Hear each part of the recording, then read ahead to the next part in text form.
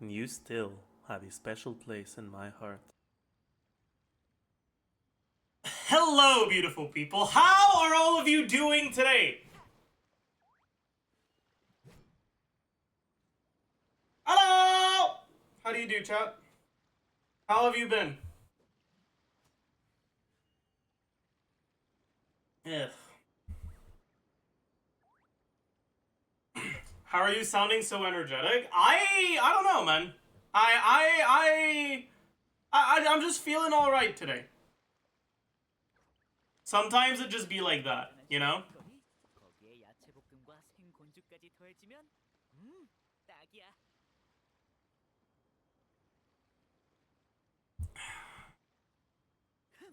You sound kind of far away. Oh.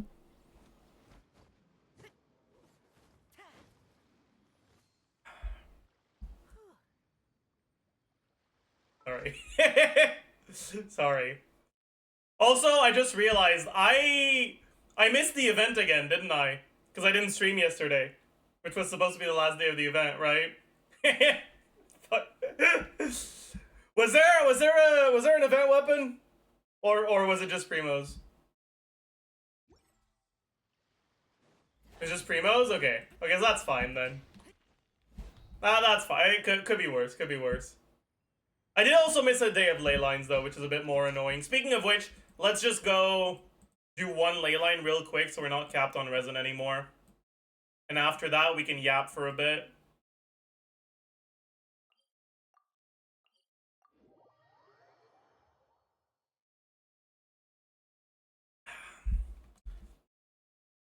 But yeah, I didn't end up streaming yesterday because I was feeling really shitty. Like, I was feeling omega under the weather. I was feeling a lot worse than the day before. But I'm feeling a lot better today. So we should be fine. Everything should be alright. Okay, business.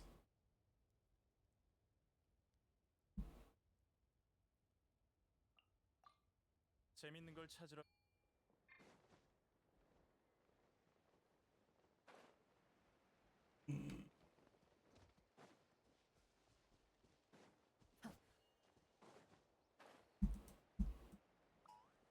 But yeah, in the past 2 days, I've been going through like all the like shitty villainous manhwas and manga that don't have a lot of chapters, right? So for the longest time, I've only done stuff that had a decent amount of chapters out because I didn't. Oh, fuck off.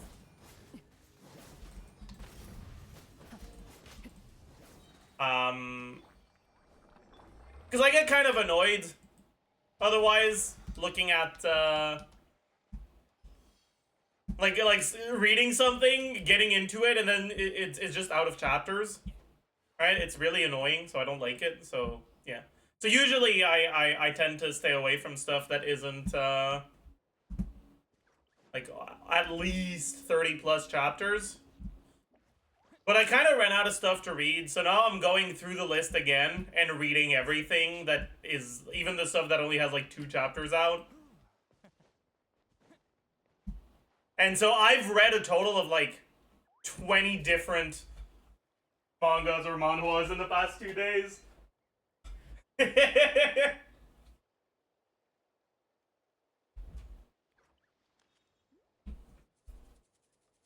30 chapters is like an hour of reading at most. It depends on how long the chapters are. When it's like 20-page chapters, it's like an hour. But when it's like 50-page chapters, it's like 3 hours.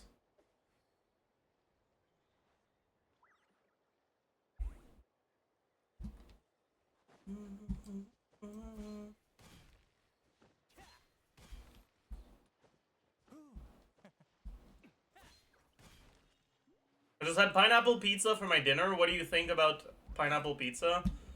I don't think much about it. It's pizza with pineapple on it.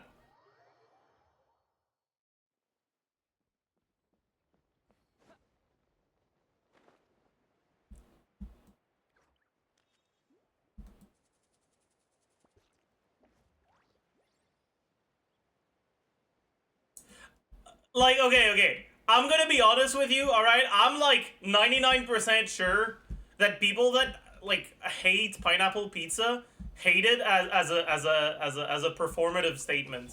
Okay? Like, it's fine if you don't like it, but if you think it's an insult to pizza to have a different topping on it, you're like you're just weird, dude.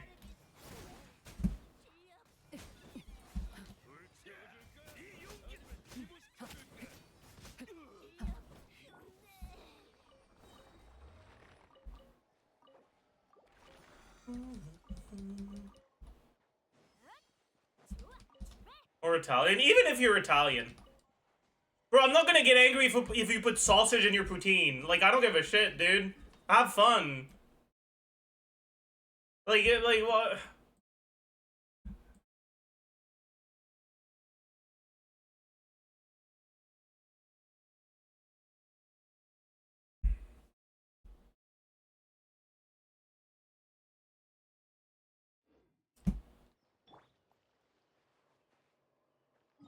You're Russian? Good one. Poutine is already a disgrace anyways, true.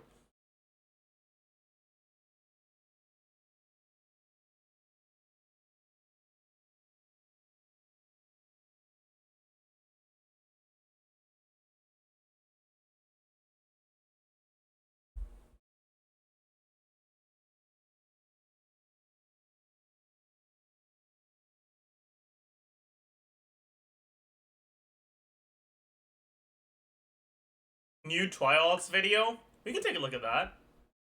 What is it? Going insane in the most annoying abyss yet. Oh, yeah, that sounds fun. That sounds fun. Sounds very fun. 4 stages of anger. Annoyed, the buildup. Okay, yeah, that's fair. I mean, that's cool. Yeah, that's okay. I'd like to believe that humans are inherently good, but the Tenebris Papilla and whoever was behind it.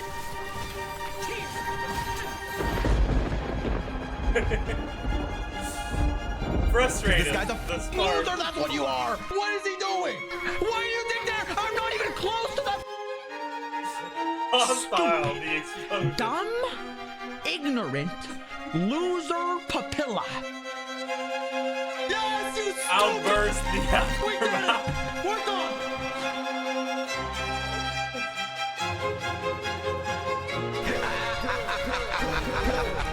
Oh my God! What the f*** is double pieces of again? I wanna know that. Is it so bad to wanna know? This abyss has had physical repercussions on my health.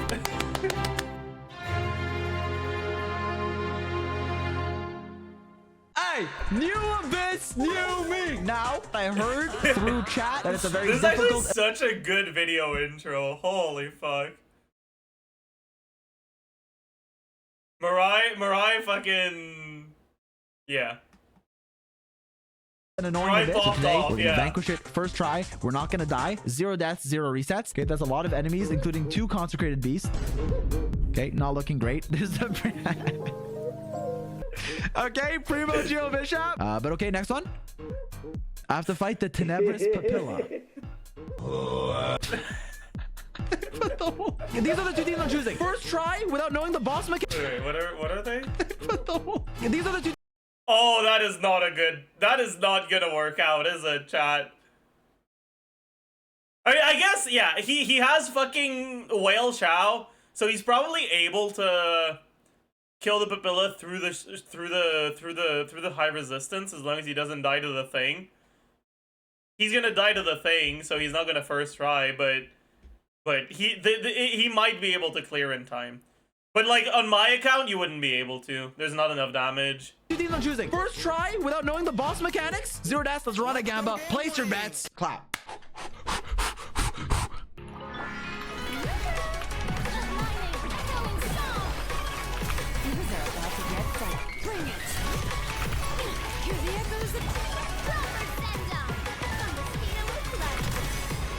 These guys group?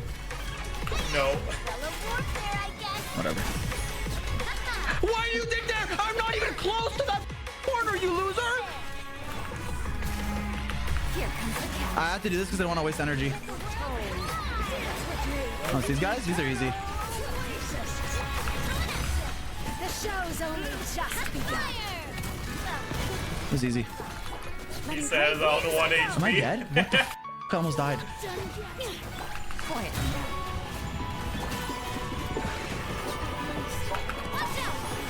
What the f was that? What the f? It's double pieces of shit again! Oh my god, I hate these ugly... Swap. I hate these ugly mother... Bro, I hate these ugly mother... Swap the alarm, don't die.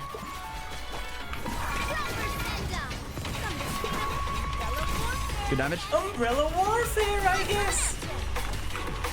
It's fine. Start while you have the crystallized shield.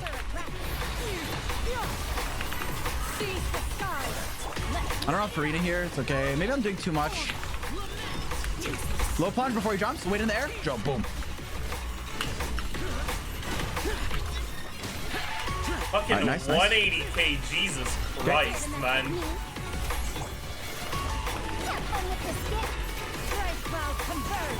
I'm gonna book, bro. I almost just pressed F1.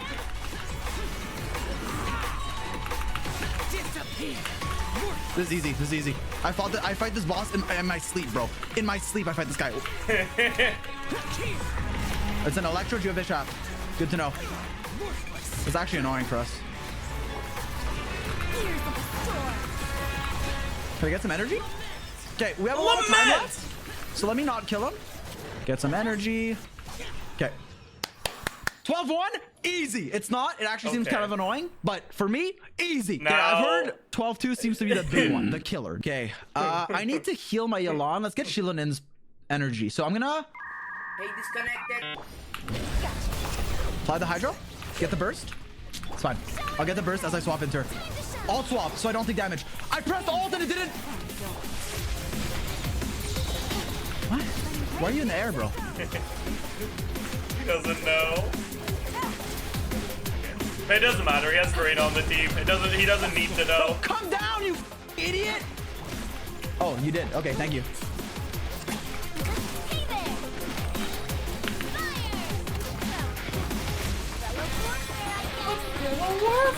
Kind of a scuffed rotation. We have good damage though.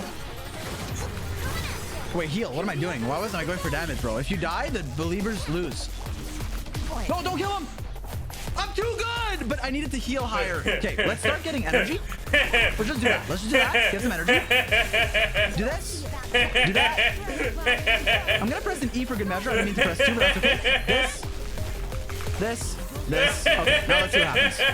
What is that? He's charging? Okay, yeah, that's fair. I mean, that's cool. Yeah, that's okay. How is that fair? So do I actually need Night Soul Burst to break that? Oh, Probably. boy. Can I dodge it? Or do I just have to iframe?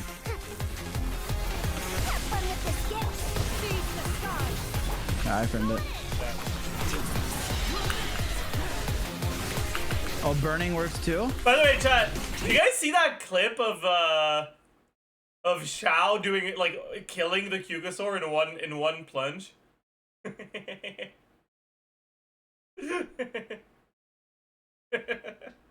Does anyone have it so I can show it to people in chat that haven't seen it?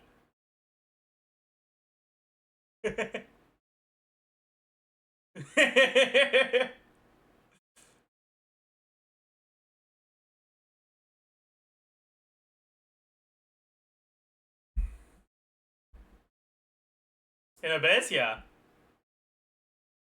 It's the spit roast tech.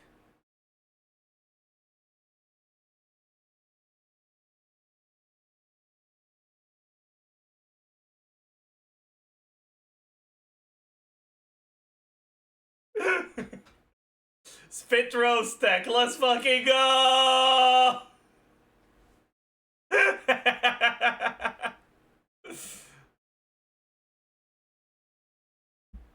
Insane.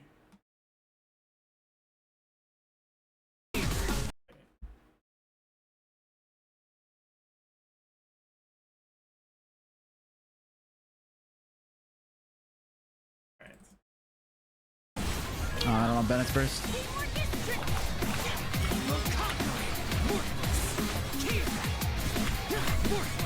I'm making my punches like worse because I'm trying He's to like gonna have dodge enough stuff damage. because I don't know what he's doing. Damn. Oh, Bennett's missed because this guy's a loser. That's what you are. I'd like to believe that humans are inherently good, but the Tenebris Papilla and whoever was behind it. You don't want to know my feelings. You don't want to know my unfiltered thoughts about you. Oh my god, now I can't kill this. I was trying to get energy. No. Make way to the objective. Well, there goes all my fucking energy. That's funny. That's Whatever. pretty Top funny. 3, let's go. Oh, it's this. You are the only reason I don't want like Ito reruns, but now you're here and Ito's not even here. Okay, yeah, just fly away from my attacks. Let the mountain flames boil. No. Take it easy. Here comes the catch. Wait, my throat hurts. I think I like laughed too hard. Like this is not a drill. My throat like actually hurts. Bring it. Watch out. I know I did burst on Navia, I forgot to burst. and I don't know why. I think I had no energy. Yo, my throat actually hurts. Names I go. What sound did I make, bro? Fire. Well, with rocks. Am I dying? I think I pulled something. This abyss is killing me. This abyss, this isn't even an exaggeration. This abyss has had physical repercussions on my health. Goodbye. Lose. Oh. We'll see about Oh, I didn't shoot. Is the Force our only run gonna be in this? I fought this I guy like wonder. 100 times. This is like, this enemy is my playground. Bro, my peak is your playground, little bro. Oh, fuck. Shao gets stuck on his head a lot, though. And I don't have Farina this team, but we're still punching like a respectable 180k. Like, that's respectable.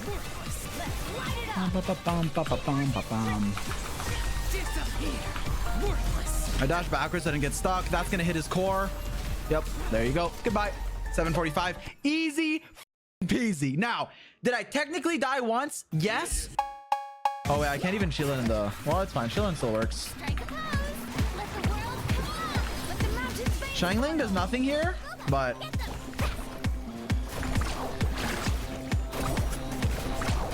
Malani kind of fucks. No. So I don't even need to burst, I don't think. Ah, one more! I couldn't get it. Okay, that's fine. Now we get Shilla in. Shangling. I don't have Farina's burst, but that's okay. Let's do this. Mark everyone. Mark everyone. Boom. Nice Mark. One more mark. Oh, I fucking 2-stack hit. Oh, I suck. It's fine, I got it. Nice. Dude, I haven't even needed to use my burst. I do this. Do this. Do this. Do this. Trigger Fav. Oh, Fav, are you triggered? Sorry. That was cringe. Is he okay? I'm gonna burst at the end here. Oh, my Malani's on a level 70 weapon, by the way. It doesn't matter as much because she's an HP scaler, but note that she's not like on the perfect build. I think I forgot to check. Let's ride. It's fine. Amazing. Okay, that didn't kill. What is die. he doing? Okay, thank you. Not bad. This Everyone flavor watching, keep in mind, or could each Kanich would have done exponentially more damage, okay, like a lot more, if we had Deepwood on the team. Usually it's on my support that I play with him, known as either Dea or Shangling. I'm trying to look for Dea. I can't find it. Usually it's on Dea, but I benched Dea right now. I put Yoimiya in, and Yoimiya wasn't on Deepwood.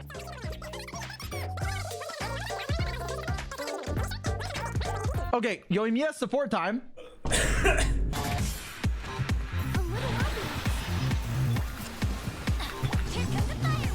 Okay. Okay. Oh wait, fuck. I meant What to. is he doing? I didn't mean to slide out of Bennett's circle. Whatever. He's dead. I wanted to burst after the first hit, but whatever. Teamwork is dreamwork. Look out in the corner. Okay.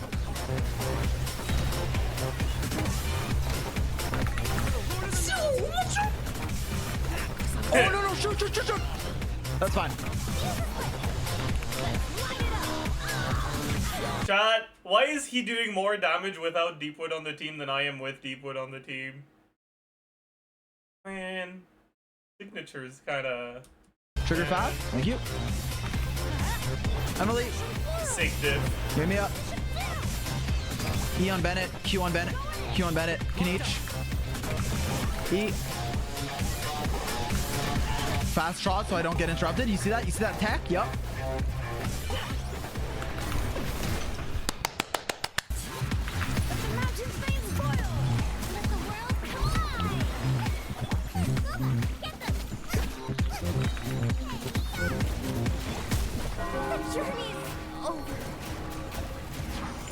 I just got killed from like one shot full HP. That's fine. One shot full HP.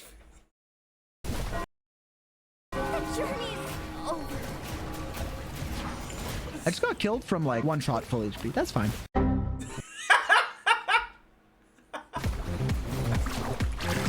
No bait. Never mind, I got it. Bro, he got killed from one shot full HP again.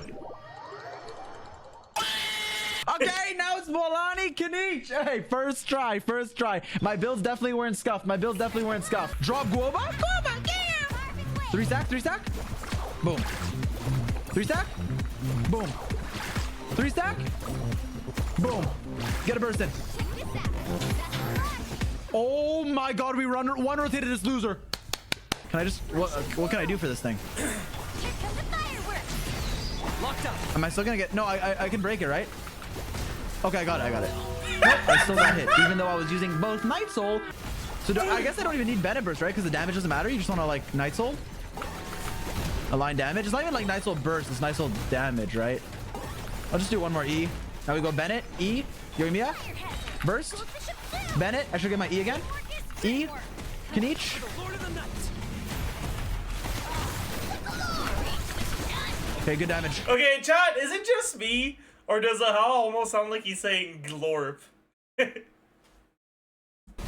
His glory to the, like... Glorp! Okay, good damage. I'm outside of Bennett circle now, though. I gotta go back. Wait, what's the actual voice line? Wait. In each voice over.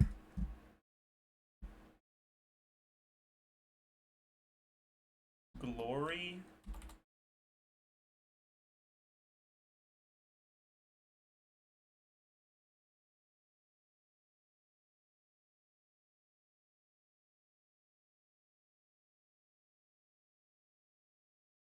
Ours is a glory to which none can compare, especially not when I'm in a bad mood. Measly insects! Now you must pay. Okay, good damage. Oh, it is that. I'm outside of Bennett circle now. Anyways, someone should make Glorpy and it's like a how with Glorp. What are you waiting for, chat? What are you waiting for, chat? Now though, I gotta go back in. Or not! I mean, that's okay! Oh, I didn't get that E in. It's fine. Could've done the quick scope tech. Well, whatever. Don't forget to farm MAVUIKA books today? Really? Wait, what are her books again?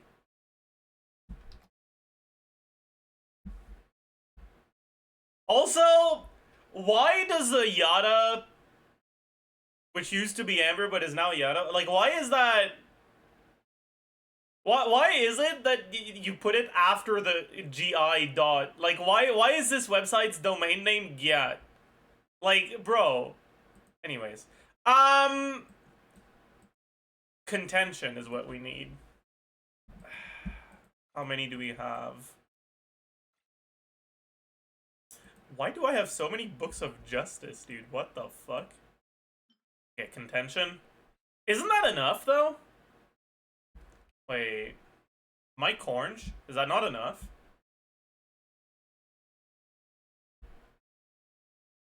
We need 642.76.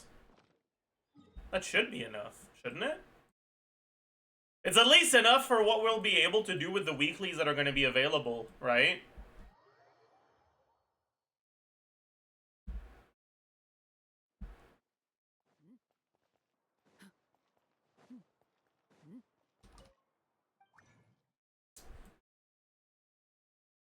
Contention. Contention. Contention? Contention. And I need these. I have 17. That's what, 59 more?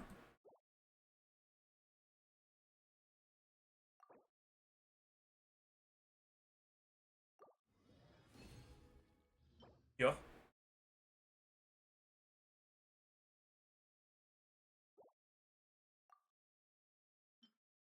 Nope, not yet. We'll take a look at them later. I need 42 of these. Yeah, so we have enough already. Yeah. And then what about Seat Lolly? Glorp Lolly. What does she need? Kindling? But I don't really need to get her that many talent levels. No. Bad emote. That's a white girl emote. I don't think I have a better way to describe it. It's too much of a white girl emote for me. Does that make sense? I hope it does. Anyways. Kindling. Yeah, I don't have that many of them. But I don't need that many of them either, so I'll be fine. Well, I guess I kind of do want a decent amount, but I don't... It's not, like, that high priority.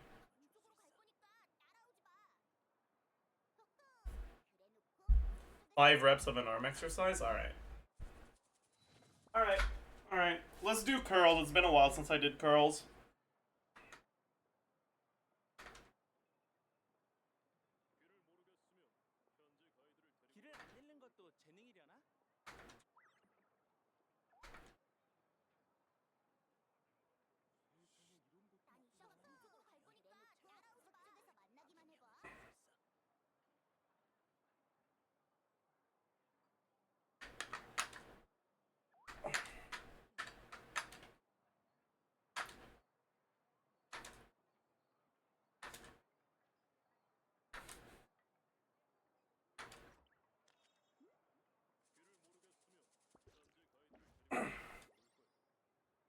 Okay, we did curls.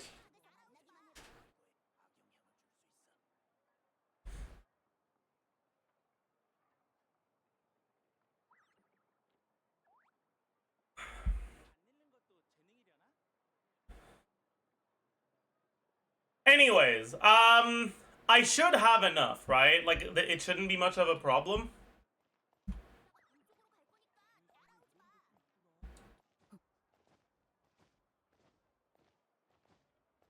Do you figure Lanion's personal damage is enough to justify Lanion Farazan over... What is bro yapping about?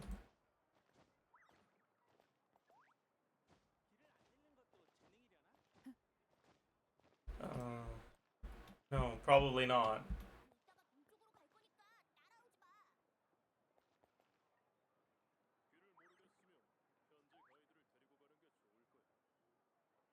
Anyways, let's watch some more Zogs going insane.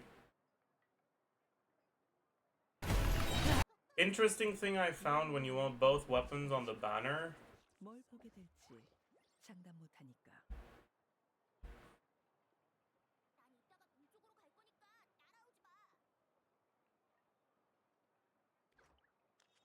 Wait, what?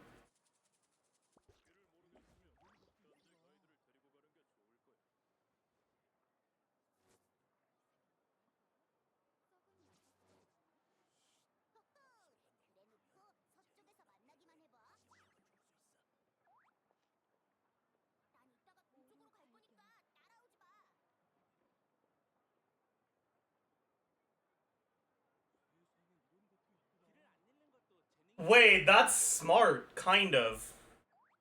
Wait, I get that. I get it. I understand what this is supposed to be. But I don't know if that's... I don't know if the math is right. But I understand what you're trying to do here.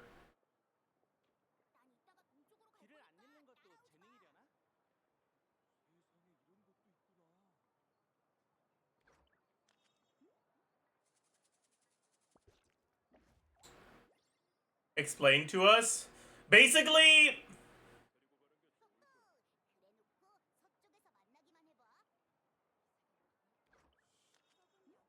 if you want to get both of the weapons that are on banner,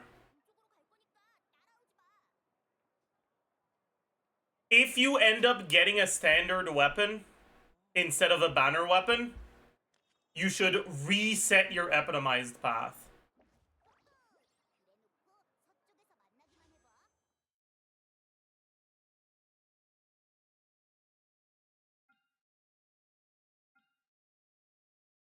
You lose the point? Yeah, it's better to lose the point. If you want both. It's better to lose the point. Because I'll explain it with paint. Like, I'll be pretty much just redoing that chart. But if we're drawing it at the same time, it's more straightforward. It's just like the 3-door problem? Not exactly. But yeah, so like at a baseline, right, you have 3 options. You either get... Let's do these ones, right? So let's go Vortex and Tome. So you either get Vortex, you get Tome, or you get a standard weapon, right? Those are the 3 options. If you want both, you're better off, assuming you get this choice, resetting your epitomized path.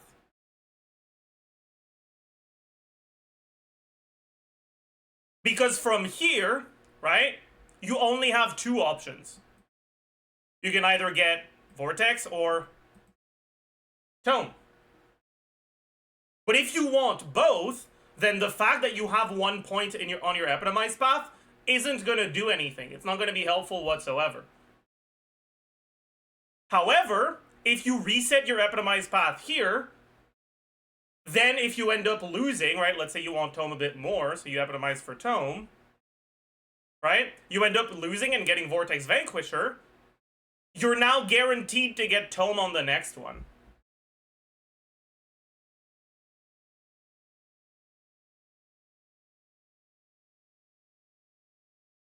And that's helpful because it helps you dodge a potential standard banner loss. Whereas if you don't reset, you're guaranteed here, right? You're guaranteed Tome here, but after that, you can still go back to standard banner here. Whereas in this situation, right? If you reset your point, you get to dodge standard banner here because you can't get standard twice in a row, and dodge standard banner on the next one because of the epitomized path mechanic.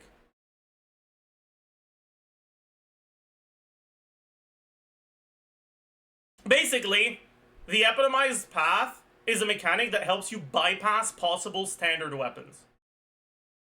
So you'd rather those not overlap, right? You'd rather your epitomized path not be overlapped with standard banner prevention from having gotten a standard banner on the previous weapon. That's effectively what you're avoiding if you reset your epitomized path here. That's only if you want both, yeah. Only if you want both. If you don't want both, this is worthless. That's kind of a smart tech.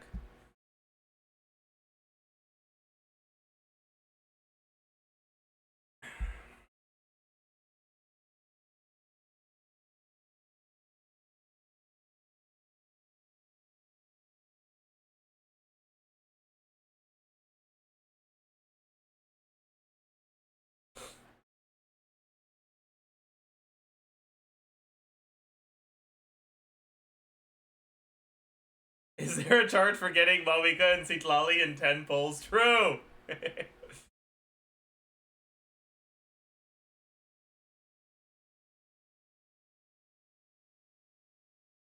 No, but basically, right, it's that when you pull on a weapon, what the fuck is that?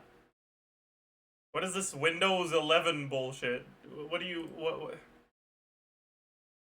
No, Windows 10 end of support in October 2025? Fuck off! Remind me later. Okay. It's because standard banner is like standard banner weapons are like an omega loss on the weapon banner. And by default, you have a 25% chance to hit standard banner, but you can't hit standard banner twice in a row. It's like the 75-25, right? Like the 50-50, the equivalent of the 50-50 on weapon banner, right? So you can't hit it twice in a row. And you can't hit standard weapon if you have 1 point of epitomized path because you're guaranteed the weapon, right?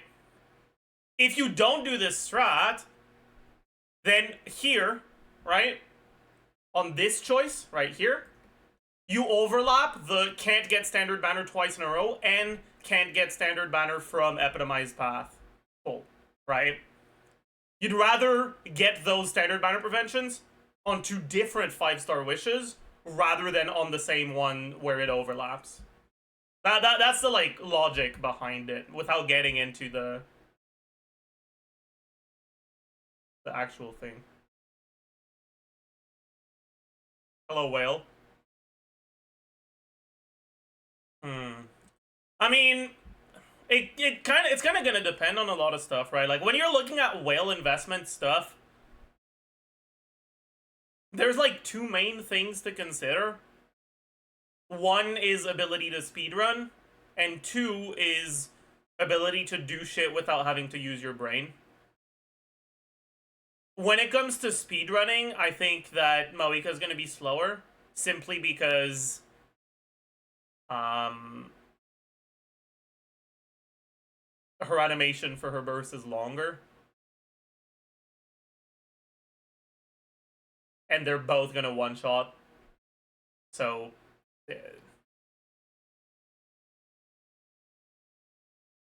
the difference in burst animation is probably going to be the big difference. That being said, like I said, that's not the only thing that matters. If you're looking at continuous speedruns, MAVUIKA might actually end up being better just because she can get her burst back more quickly than Arlecchino can, right? Shilonen specifically just gets her burst back pretty much instantly if you have MAVUIKA's C1. Like, just Shilonen, using your Shilonen E is full energy on MAVUIKA almost. Or full fighting spirit or whatever, but you get the point, right? It's actually like 125 or some shit, but like that plus using MAVUIKA's E as part of your setup, you're pretty much, yeah.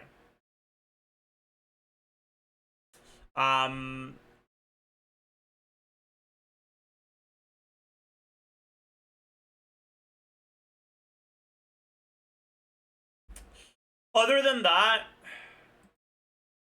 when you're looking at non-speedrun stuff, it's a bit harder to... Why are there 2 Pyro Travelers? Is it the, like, story Pyro Traveler? I don't know. That's weird.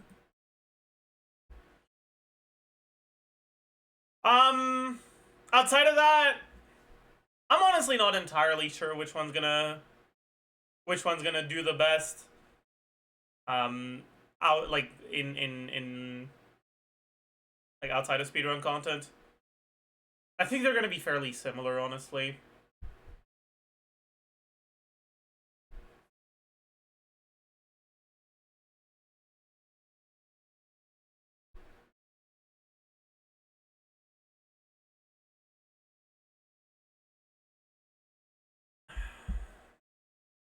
The biggest issue is that Genshin doesn't have any content where the difference between an insanely broken C6 and a good C6 matters.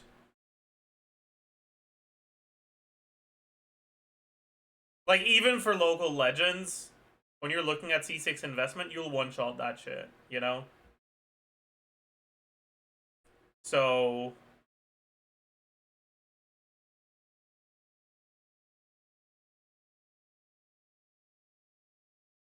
yeah. Anyways, I hope that was somewhat helpful for you.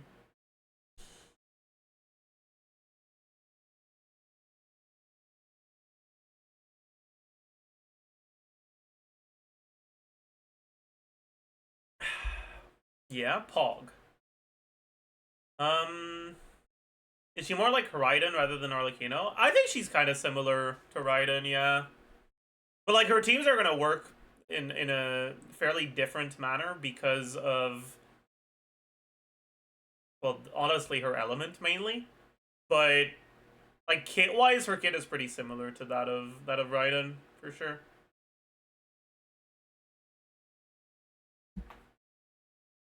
Daya or Toma for Kanich? Honestly, in my opinion, it depends on your sacrificial greatsword refinement. It also depends on how much you want to bother gearing Toma. I don't really want to bother changing my Toma's build all the time, and I play him in EM teams sometimes, so I don't like having to swap his gear for shield build. But in terms of like team performance, I'd probably tend to prefer Toma over Daya with low sac refine. But if you have high sac refine, Daya can like reliably E every rotation, which is nice. Without slowing you down.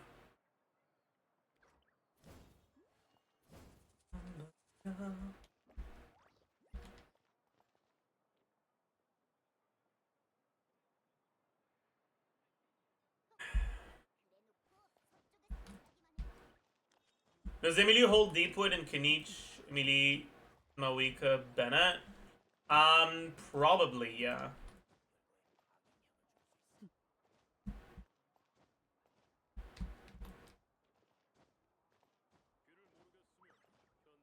I haven't done calcs on that team, so I'm not entirely sure, though. What I am sure of is that I should be doing some ley lines today. Dies of ley lines. Dude, ley lines are so annoying to do. Why do I have to do them, Maj?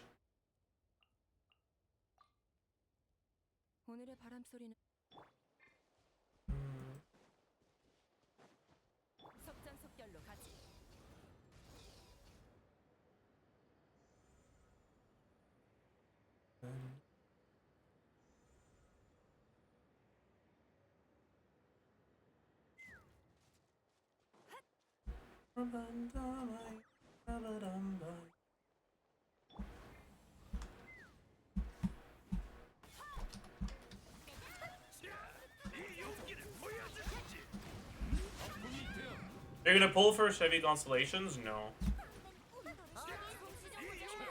I would have been really happy if it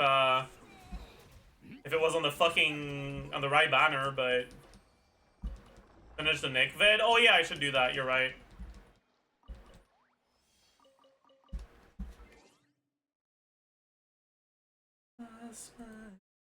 I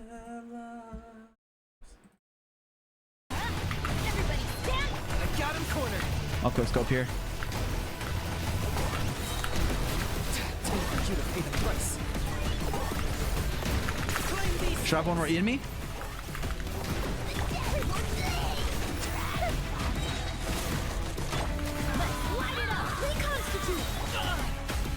Wait, finish. What? What's this guy doing? Finish with you and Mia.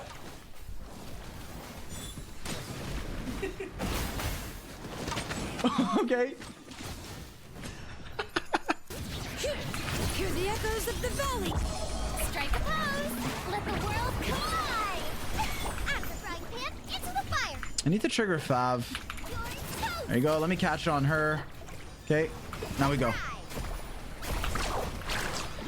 That hit. You couldn't see the damage number, but his HP bar went down a lot. Bro! Average Milani experience. Okay, that's fine. They're on my E. They're on my Pyronado. I don't have anything. I don't have any. Pyronado. Pyra. Boom. I'm not gonna burst them all. I don't need it. Boom. Oh, you're dead. You're dead. Hey, goodbye. Oh, it's first half. Okay, let's go next.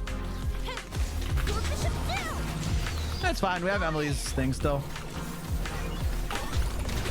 I shouldn't have bursted that early, but it's okay.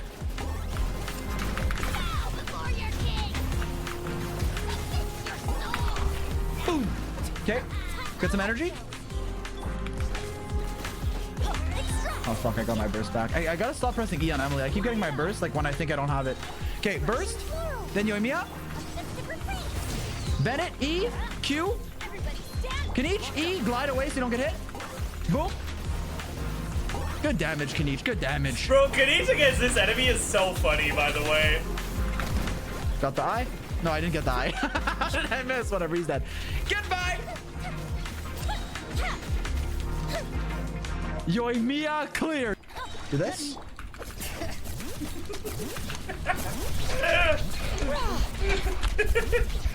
Watch this trick shot. Watch this, watch this, watch this. What?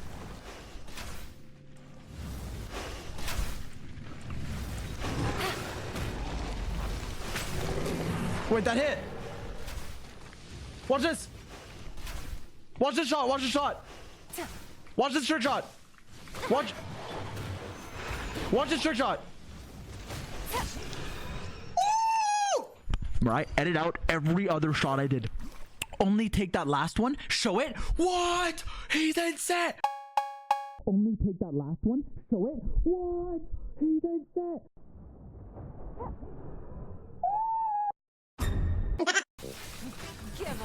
Okay, that Hydro motherfucker deserves the death penalty. Like, what is he doing? I want to get to know him better. You know, it's our first date. Like, I just want to know, like, you know, what are you doing? What are your aspirations? Like, what do you like to do in life? You know, because like that's I want to know that. I want to know that. I want to know that. Is it so bad to want to know?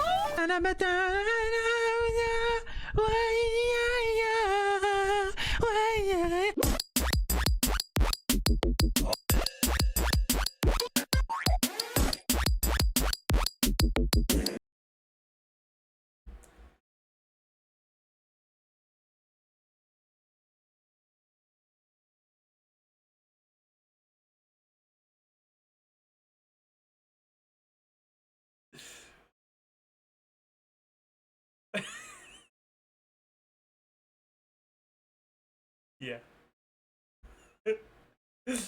Wait, let me let me send it to Nick.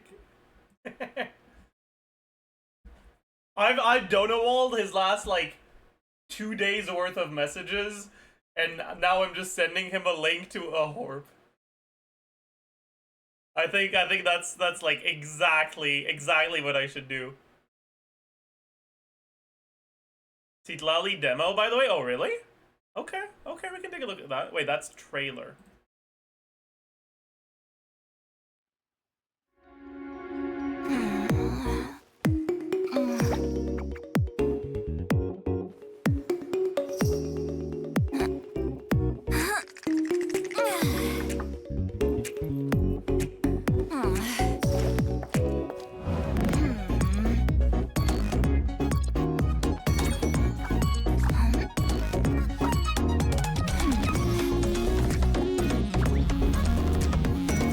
You're pretty well hidden, but I'm coming to find you.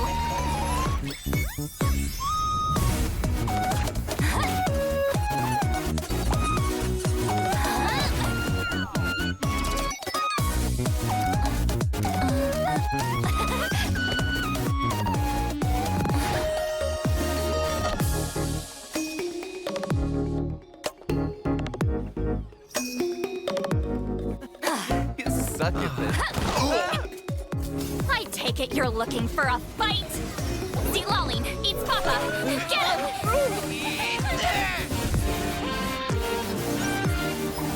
Hooligans. I told you we shouldn't mess with her to easily. Morons. You could take me on. You'll know for next time. Okay, is she really still reading the same fucking manhwa? Like, is that same one book? Like, come on, man. Say, what the heck? Ow. My back. Does she only own one book?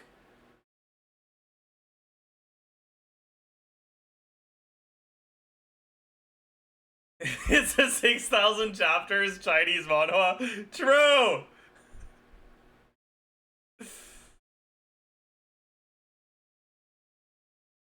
But why is it the same cover? Like how lazy can they get? You know what? I think it's a webtoon that she printed out and put in a binder. And that's the binder. Complain with Yai, true.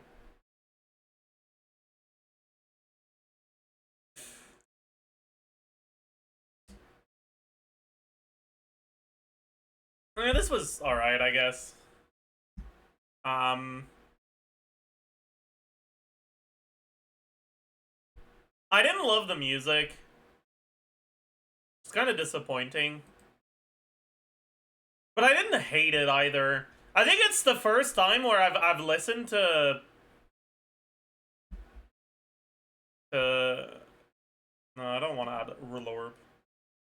It's the first time I've listened to a demo and been like, I just don't care about the music.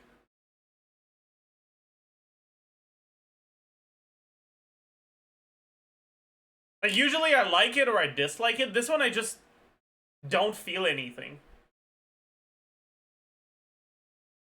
More than Shilonen's? Shilonen's music I did not like.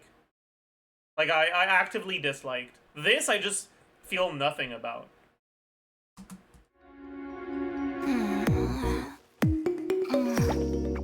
Like...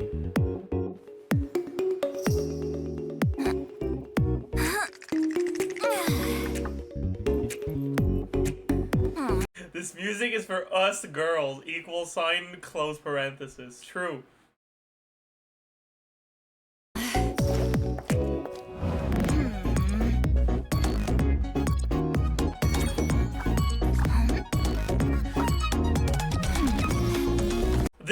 This is vlog montage music.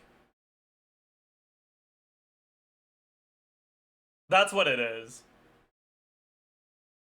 I needed to find it. That's what it is. This is vlog montage music.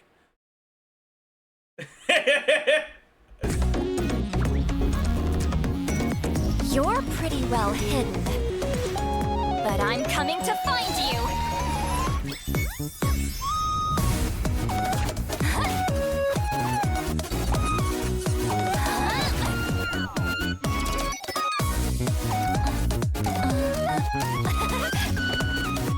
I'm gonna start vlogging just to use that? Damn, that's crazy.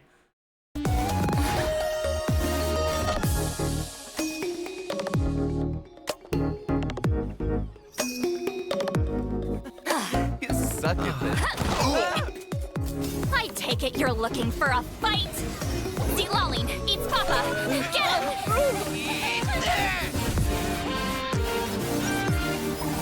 Hooligans. I told you we shouldn't mess very easily!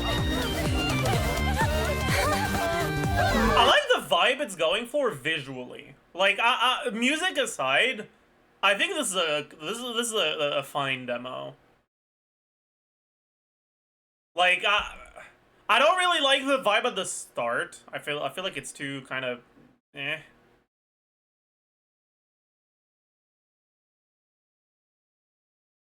Take But it I you're like looking this for a sequence a fight. lot.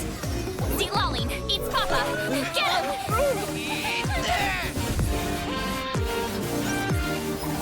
Hooligans. Like this part, like this is a great sequence.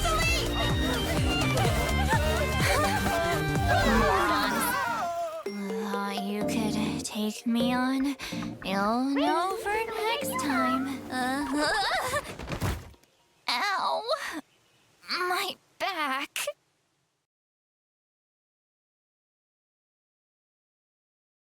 I also think it's like really funny that she hallucinates beating people up. Like that's what she dreams about. She falls asleep reading shoujo manhwa, and her dreams are filled of beating up the people of her tribe. Like that's funny. Like that's kind of a funny situation. Like, I like that. I can fix her.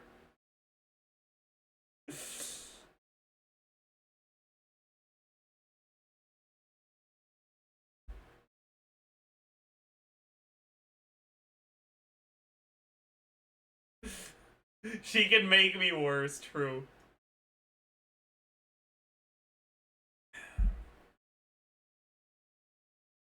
I also dream of beating up my peers. That's not how you write peers. Peers written like that means something else entirely.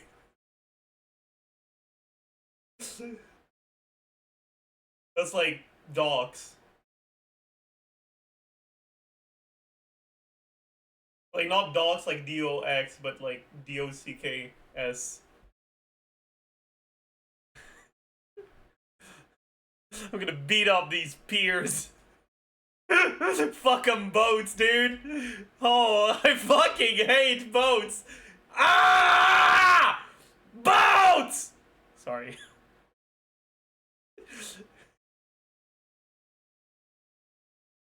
Me when I'm Moby Dick and I'm meeting Captain Abe for the first time. Boats! Okay.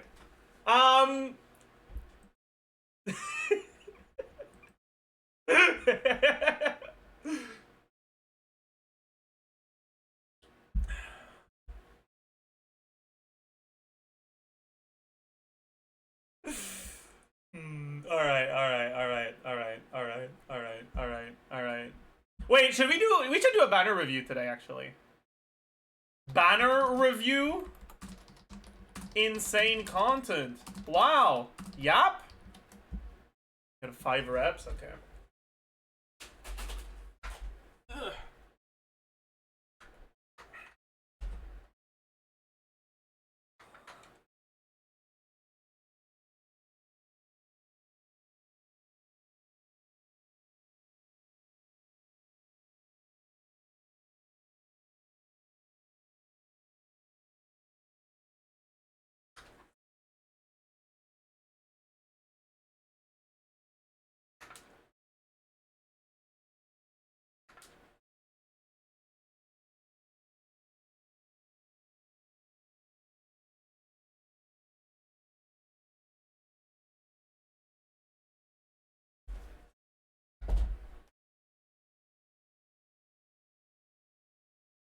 I'm back! Okay-ish business. Alright, I haven't actually looked at the banners yet, though, so let's take a look.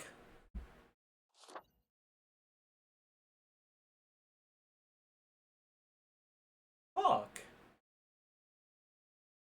2 characters I already have at C6 on the banner? Man! Don't look second. Dude, I know.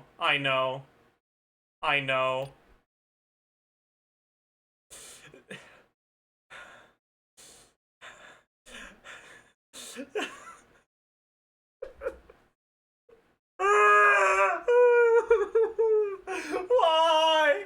Why?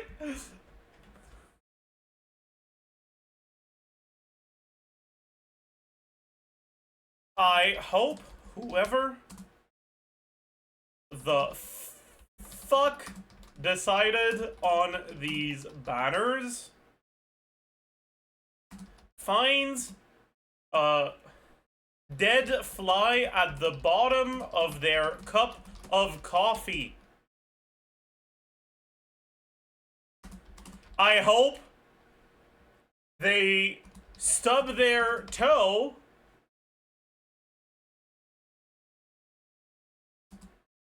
but it doesn't make any noise, so they just look like an idiot. I hope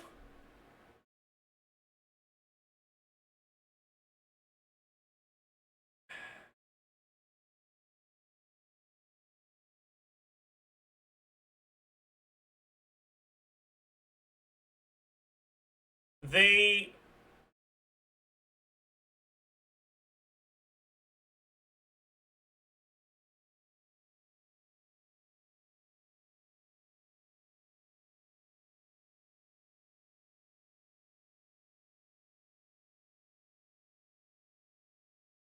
What's another minor inconvenience that is just... Oh, yo, wait, you're right, Revenson. I hope they...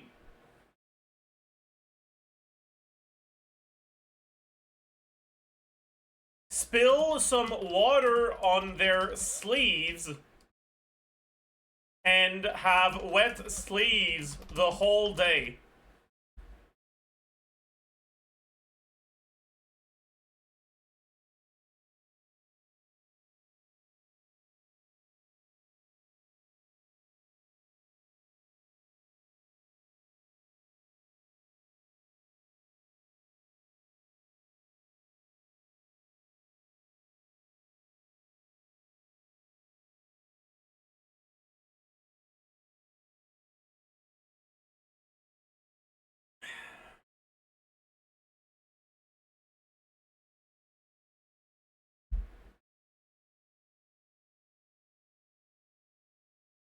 I hope they realize their shirt is inside out as soon as they start a presentation at work. I hope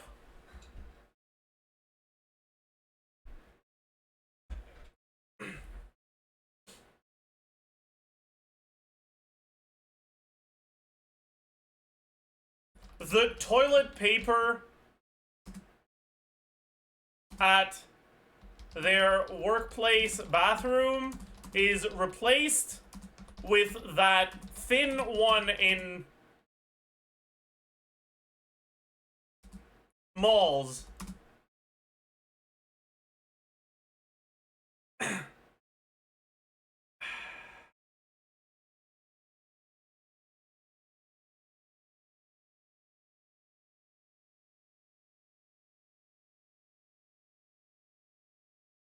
I hope their phone charger gets unplugged from the wall without them noticing.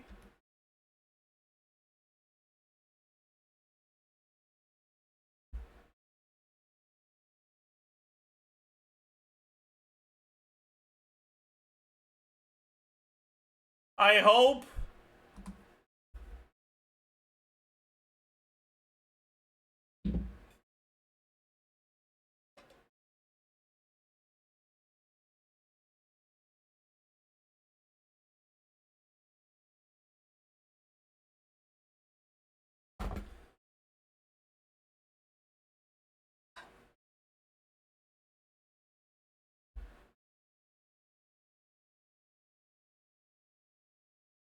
they become that one person in the world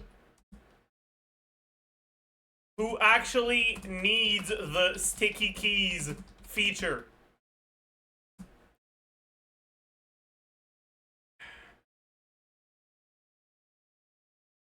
What else? Chad, I need your help. I'm kind of running out of ideas.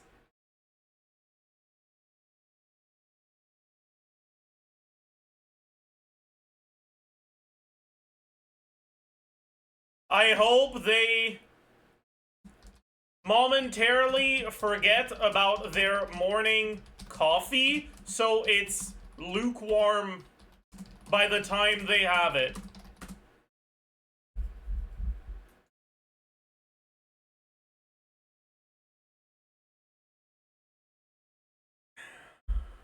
Isn't that just... Yeah, my coffee's lukewarm right now, but shut up.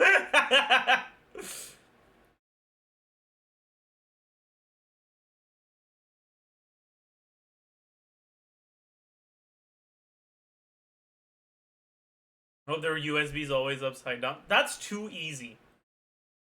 These need to be minor inconveniences that people don't think of off the top of their head. I hope... Yeah, that's a good one in chat. I hope they forget to attach the file next time they send an email.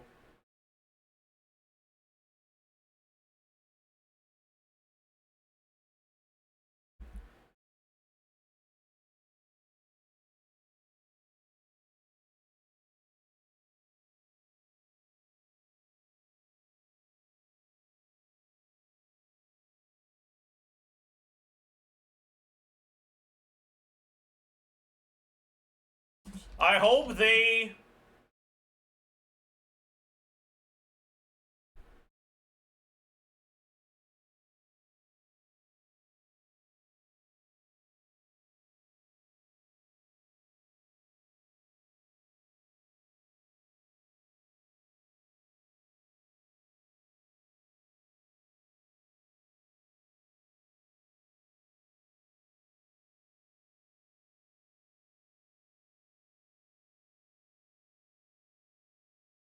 Oh, both sides of their pillow is warm. That's too easy.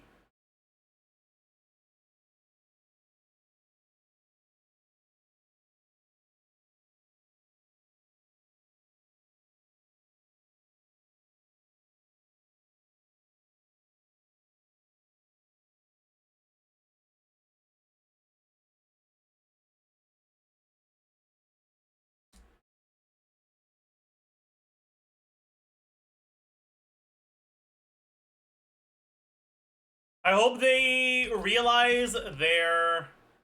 no.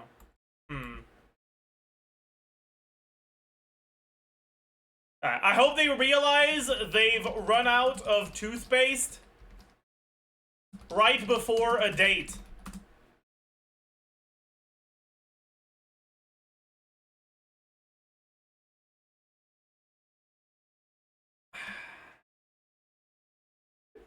Is that one too far?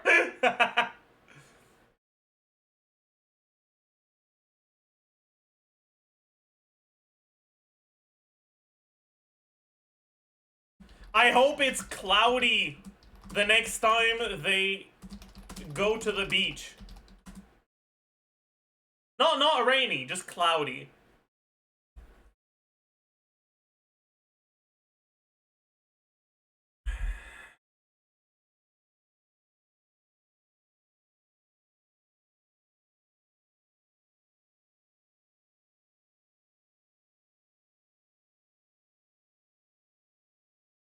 They deserve it 100%, so it's okay. I agree.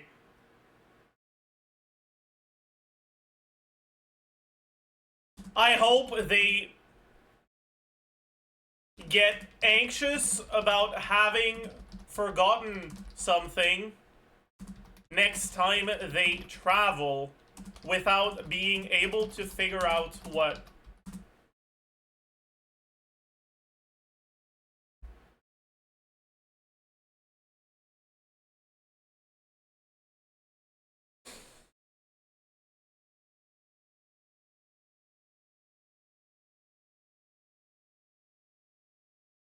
I hope they suddenly have an urge to sneeze while trying to take a family photo.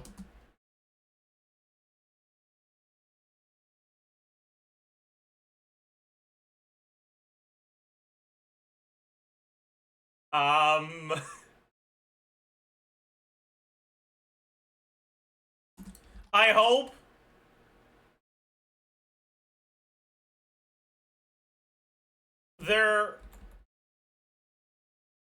the next time they go out, they sit right next to someone who's really rude to the staff.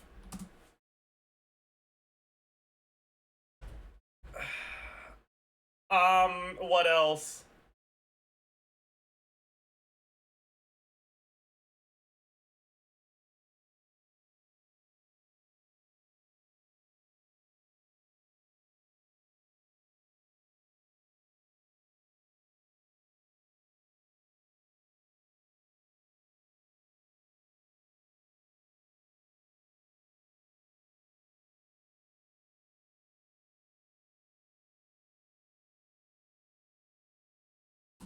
I hope they...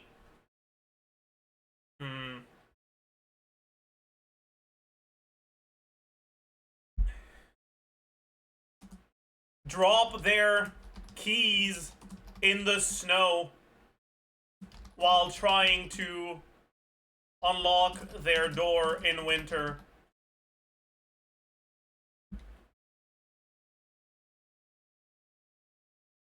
You guys think that's enough? I kind of want to keep going.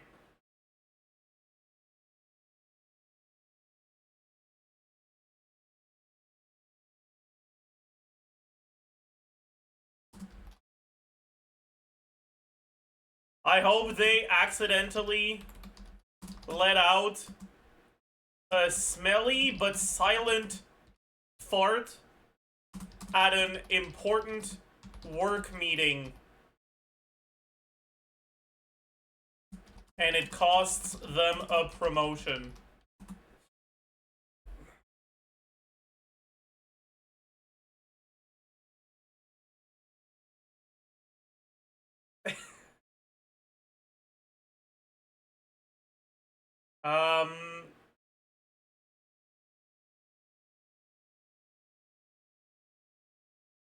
Okay. Maybe we remove the and it costs them a promotion. And don't have the courage to own up to it, even if everyone knows it was them.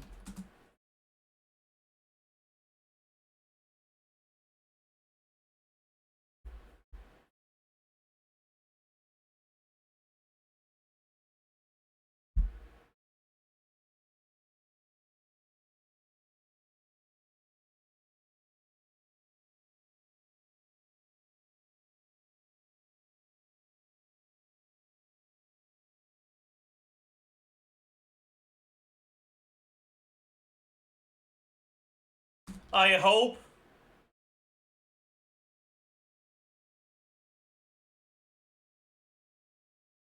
they get uncomfortably warm in a hoodie. Hoodie? How do you write hoodie? I don't know. I think that's how you write it. But too cold in a shirt.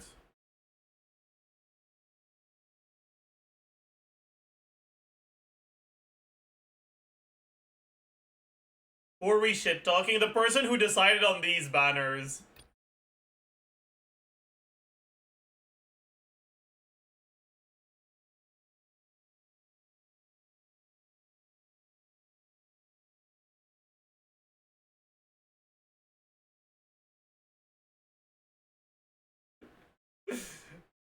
Man.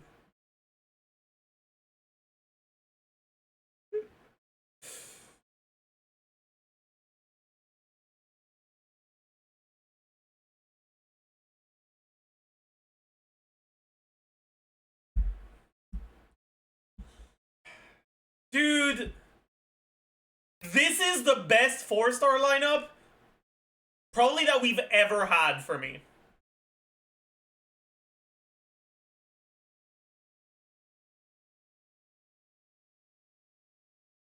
Like, 2 actual good characters and 1 character I have pretty far from C6. This is such a good banner. Yeah, this is as good as it gets, dude.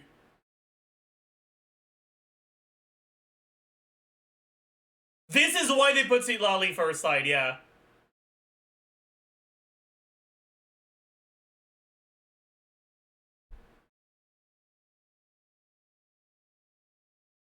This actually pisses me the fuck off. Okay? Like, I'm actually pissed. This is fucked up, man. This is actually fucked up. Whatever.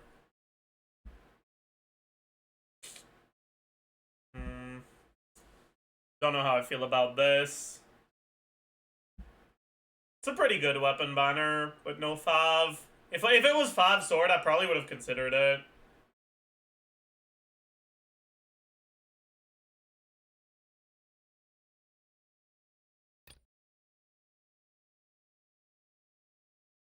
Yeah, that's not it. That one is not it, though.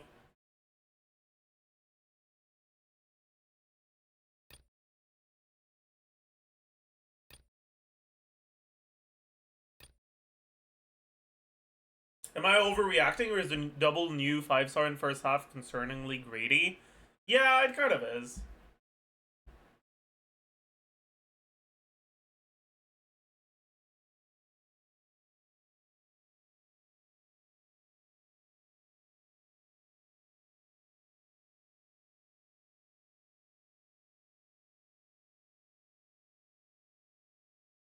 Man. Man. What an awful fucking banner this is. I mean, it's not even that bad of a banner, but like, fuck, it is. Man. It's not even that bad. Like, unironically, this is not that bad of a banner. Like,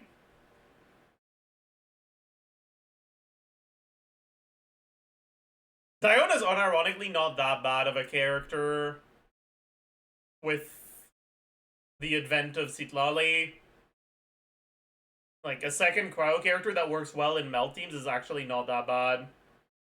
Yeah, the shielding is redundant, but like, what else are you gonna use? The other cryos are not like the best.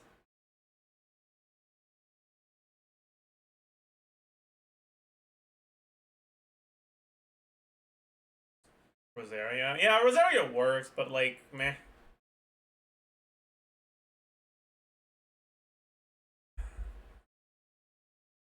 Diana won't, or sorry, Rosaria won't really have enough personal damage to justify the slot. Right, like you put Rosaria in not for her damage, but for her crit rate buff and app. So in the teams where Citlali's app is enough, you can use Diona for an EM buff, and it's like about as good, if not better than Rosaria's buff. A lot of teams are you gonna overcap crit too easily with Rosaria double cryo too. So like, I actually think Diona's not that bad here. She's not great either, but like, she's fine.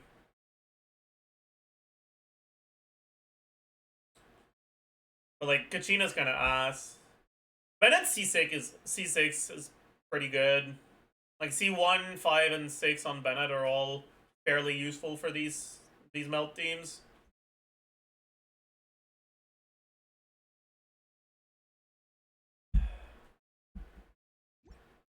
Will you be pulling both 5 stars? Yeah. Yeah. Which is why I'm pissed off that they decided to put both of them on the first side, or in the first half, and put the best fucking 4-star lineup we've ever had on the second. Like, that pisses me the fuck off.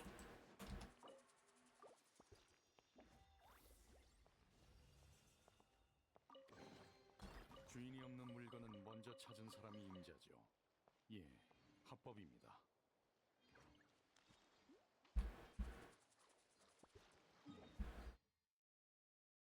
What are these reds for? I don't know. I think it's supposed to be an exploration mechanic, but it's just not doing anything. So, I mean, yeah, it is what it is. How many primos do you have? I'm down a lot. I'm at 63k now. Third of our primos are gone.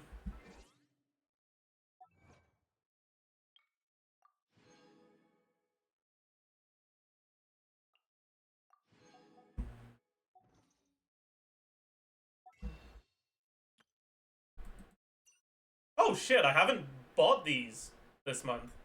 Thank God I checked, dude. What the fuck?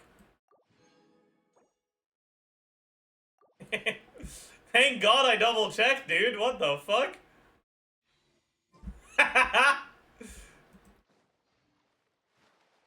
Holy shit. Yeah, I almost -5'd.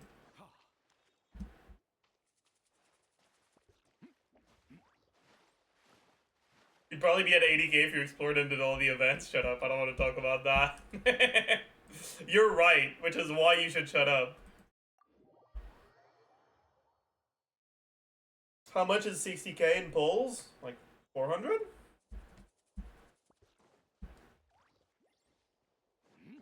Ish. A little bit less.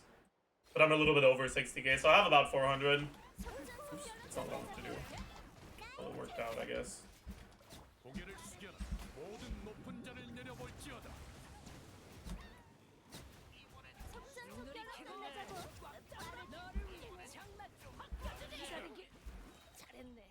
But yeah, I also have like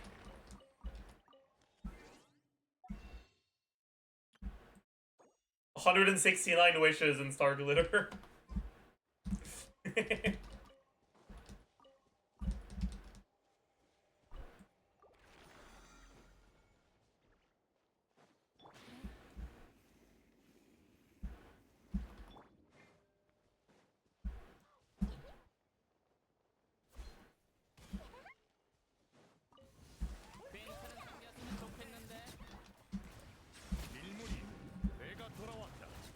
Saving for Genshin 2? I mean, why would I buy wishes when I have like with Sarglitter when I have Primo Gems? What else am I gonna use my Primo Gems on?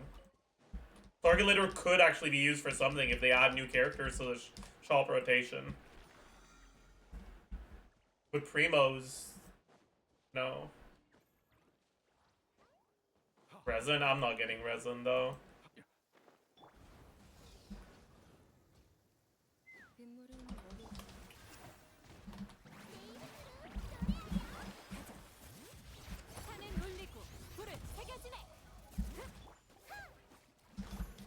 모든 높은 자를 내려볼지어다.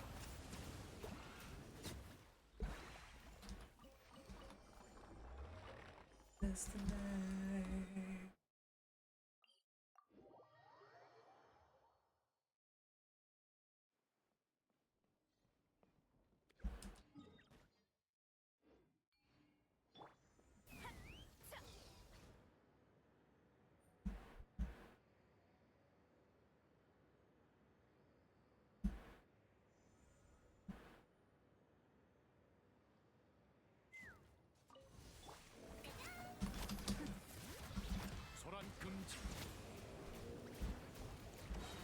자,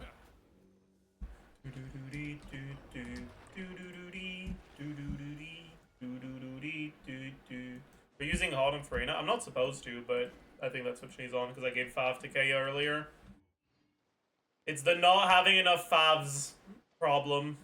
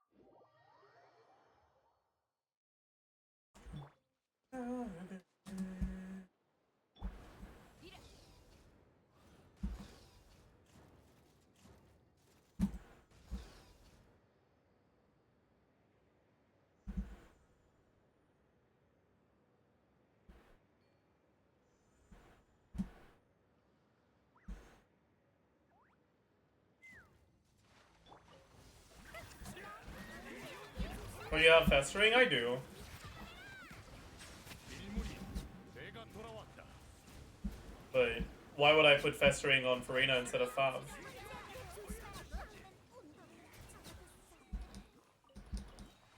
True. Imagine not being a Fav believer. Couldn't be me.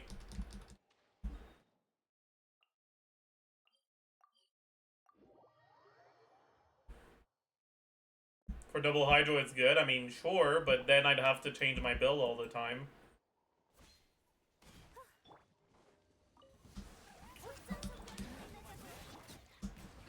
모든 높은 자를 내려볼지어다.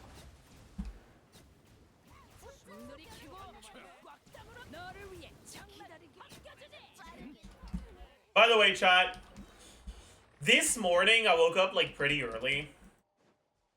So I started reading something. And okay, I soldiered through, okay, like as much as I could, but holy fuck, dogshit Chinese translations of manhwa, like dogshit translations of Chinese manhwa are so hard to like stay focused on and like not drop. 자랑이자. Bro, the characters' names change every chapter. 친하게 지내주세요. There was a guy whose name changed from like Ray to Linguini or some shit. And like, I was just sitting there like, what the fuck is going on, man? Like, what's going on here, dude? What the fuck?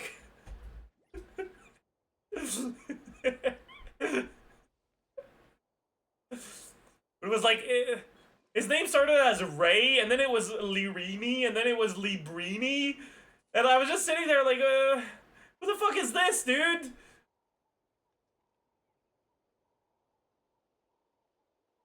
And then the MC's name changed from like Abella to Ophelia to Abila, and I was just sitting there like, bro! Ah! 수메르의 물은 풍부한 맛이 있지만 자세히 음미해야 하죠.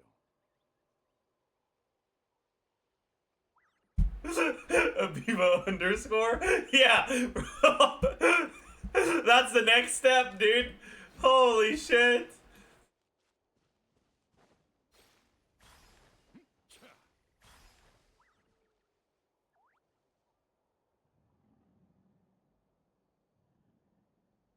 Anyways, the thing I started reading right before stream that I didn't finish reading is fucking. It's a villainous manga where someone gets reincarnated as Marie Antoinette. It's kind of a good setup, but there's not a lot of chapters that are translated, so yeah.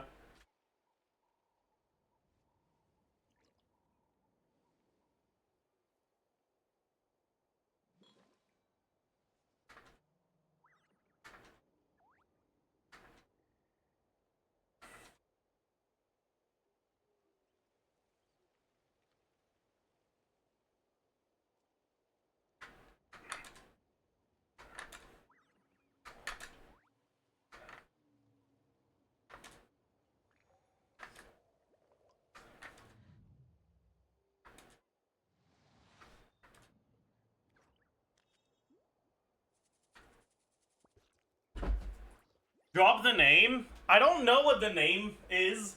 It's a long-ass name. But I think Marie Antoinette is in the name. So if you look that up on a manga site, you can probably find it really easily.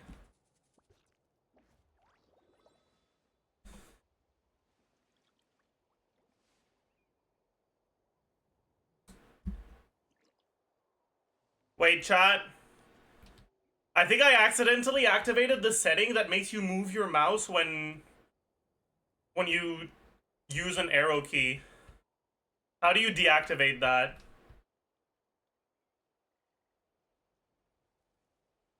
Any nerds in chat? Alt F4 Pog. FNW, is that real? FNW. Yeah. No. Maybe?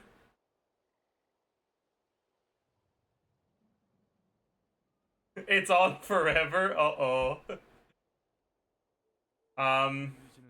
Arrow keys move mouse. Turn off. 그들을 해치지 말고 친하게 지내주세요. Do you have Microsoft Paint running? I was having the same issue and that turned out to be the culprit. I see. Alright, it's fixed.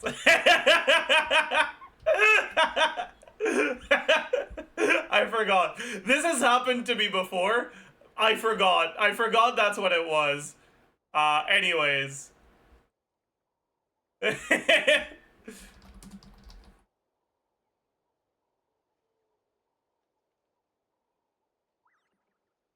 물은 아주 다양한 맛이 있습니다.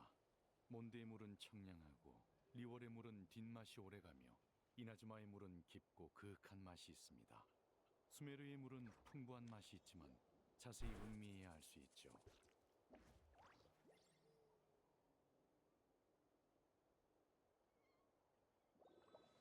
Let me see if I can find it. I probably can.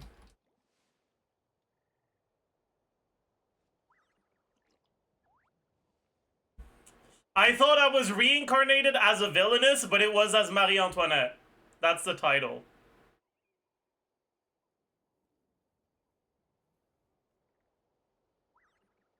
But there's not a lot of chapters translated, so... 07.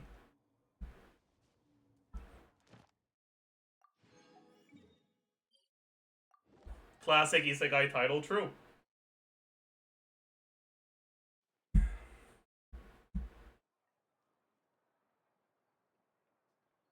The description is actually so funny, though.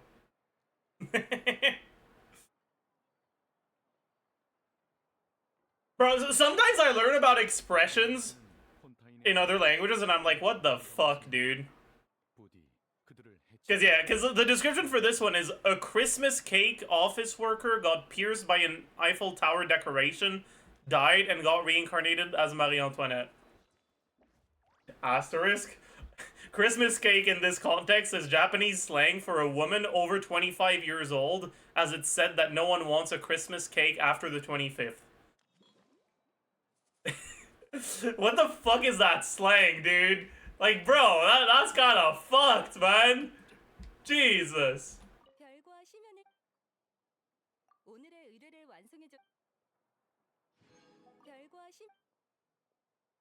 That's not slang, that's just misogyny. I mean, it's both. Like things can be more than one thing. Something being slang doesn't disqualify it from being misogyny, just like something being misogyny doesn't disqualify it from being slang.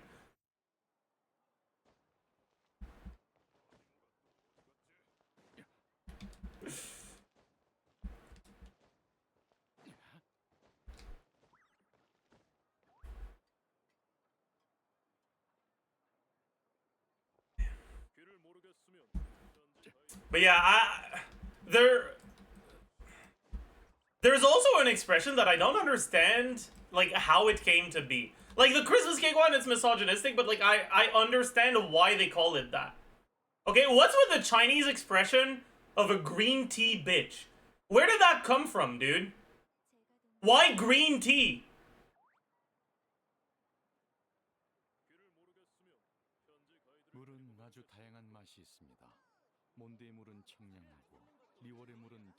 Like, why is it that? What does it mean? It's like...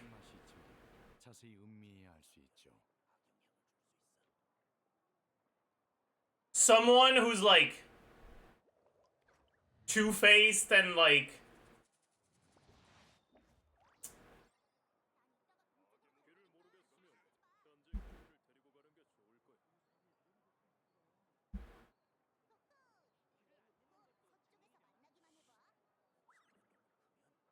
It refers to women who look innocent but gain fame and fortune by seducing men or even selling their body.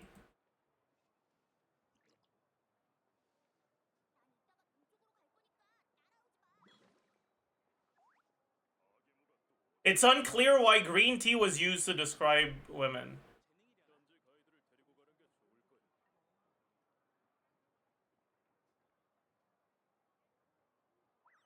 Huh. But why is it called green? Yeah, that's what I'm asking, man! Why do they call it green tea? What does green tea have to do with anything, man?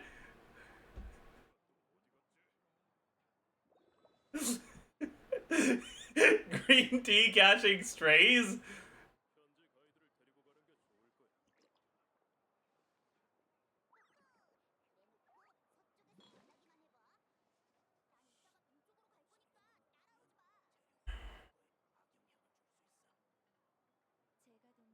Justice for green tea. I mean, personally, I feel a little bit worse about the people being called green tea bitches than about the green tea.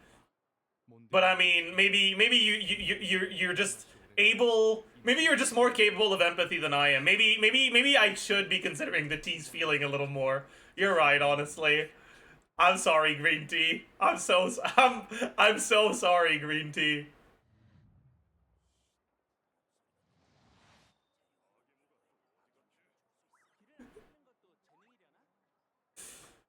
Green Tea Bitches is a sick band name, though. You're actually right. That is a pretty sick band name. You're right.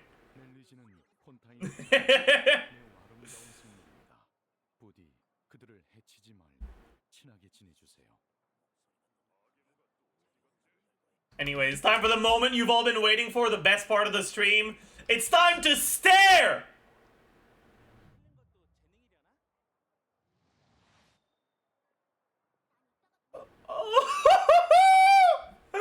Holy shit, chat!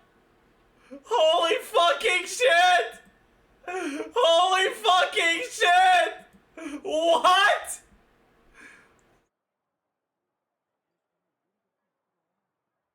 물은 아주 다양한 맛이 있습니다. 몬드의 물은 Pre-played, true. Holy fuck! 물은 깊고 그윽한 맛이 있습니다. 수메르의 Holy shit! 자세히 음미해야 알 수 있죠. Bro, where the fuck is my stall? What? That's...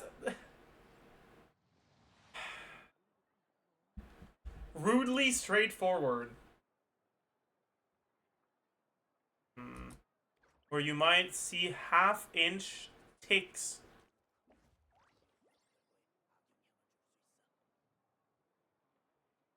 A little less than mega. Super, perhaps? Verbose. YAP. Unit of sunshine. Soul? Steeped concoction. Cock.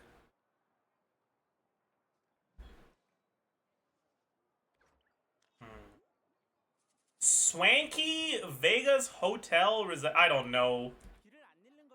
A little more than mega?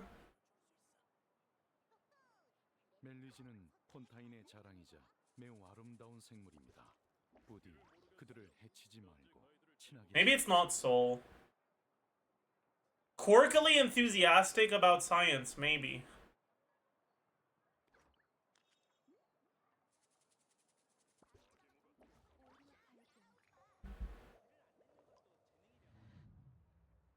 Okay, maybe it's not super and soul. Wait, let's try something else. Let's try Ray,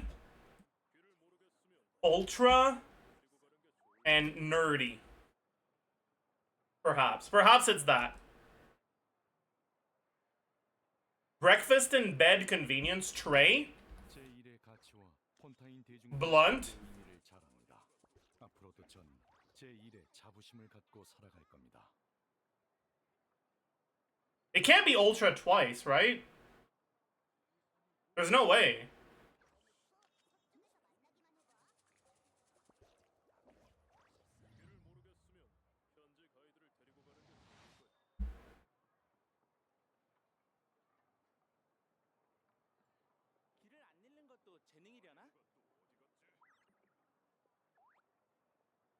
Brew.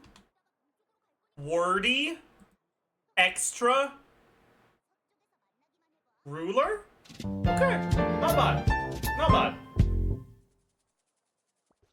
Not bad. Not bad. We take those. Connections. Alright, will we get defeated by today's connection again? Pink, pony, club, airplane, grinder, water, ante, anti. I've never known how to pronounce this word. Hero, rap, settle, jeopardy, beans, yahoo! Filter, melt, cough.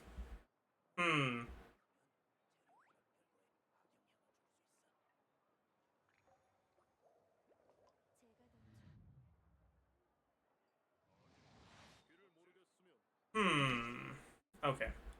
Airplane? No.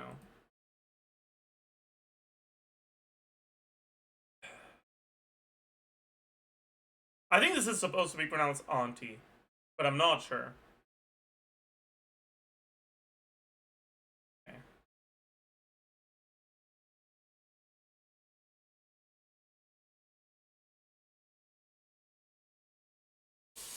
Oh boy. Oh boy. Water?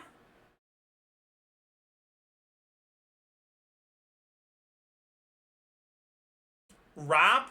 Settle?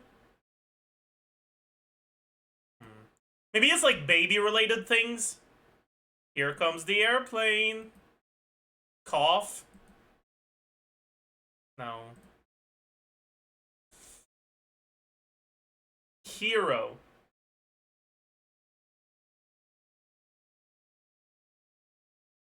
Hero. Hero. Rap. Yahoo! Sorry. Filter. Melt. Filter, grinder. Dude, This is actually hard. What the fuck, man? Rap. Club.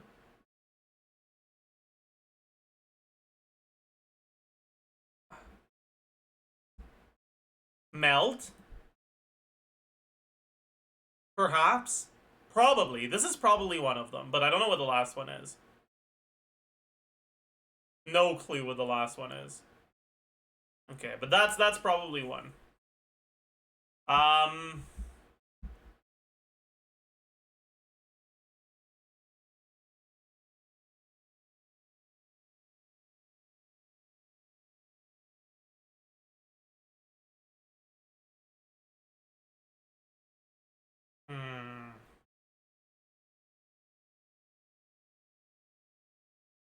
You guys think Yahoo could be a baby-related word? Maybe a baby would say Yahoo! No, that's not it. That's not it. There's no way, right?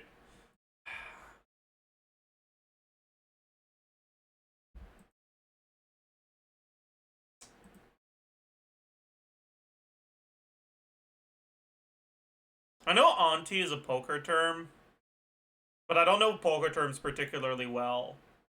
So if there's others in here, I probably won't recognize them well.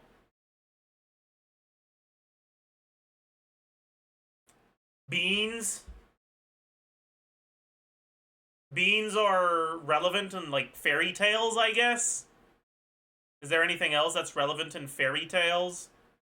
No. Heroes? Ponies?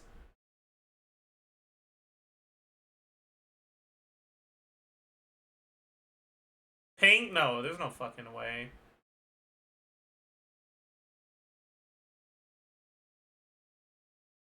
What else? Beans? Coffee beans? Filter? Coffee filter? Coffee grinder?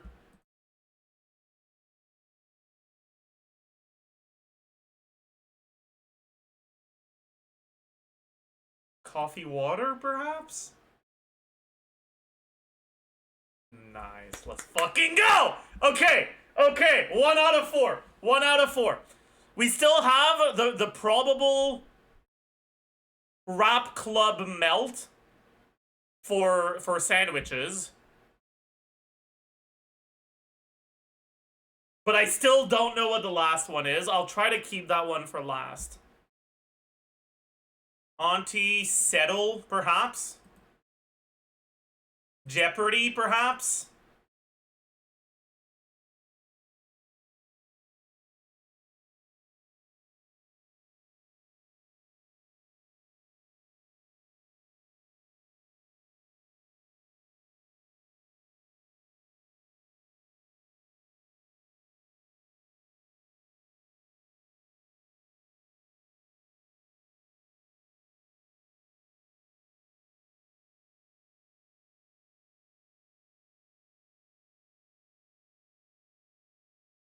I feel like pony's a poker term. Perhaps.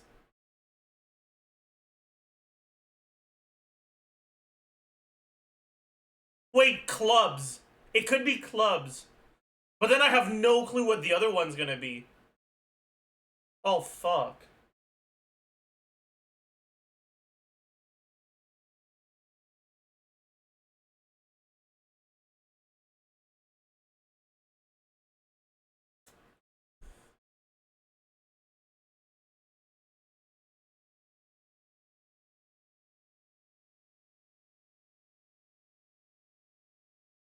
There's no way it's club, right?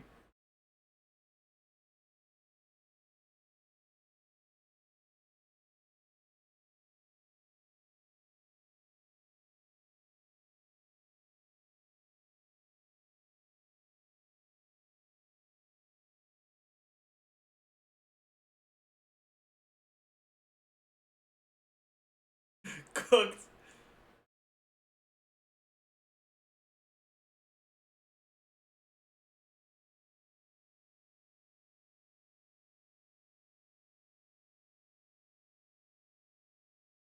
I know you can auntie up. Settling up sounds reasonable. Ponying up sounds reasonable. Coughing up, perhaps. Okay. Okay. Okay. Okay. Okay. Okay. Okay. So we've got our fucking... Okay. There is no way a Yahoo is a type of sandwich. Right? If a Yahoo is a type of sandwich, I will eat a Yahoo on stream. I don't know, dude. What the fuck? A Yahoo can't be a sandwich, right? I feel like it's probably an airplane or a hero, perhaps. What could be the link between the other ones? Yahoo! Yahoo! Pink?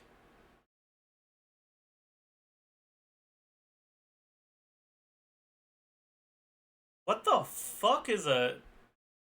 What is the link between Yahoo and Pink and Jeopardy, probably? And then one of the remaining two. Most likely, I think. I am not confident in this, though. Yahoo, Pink...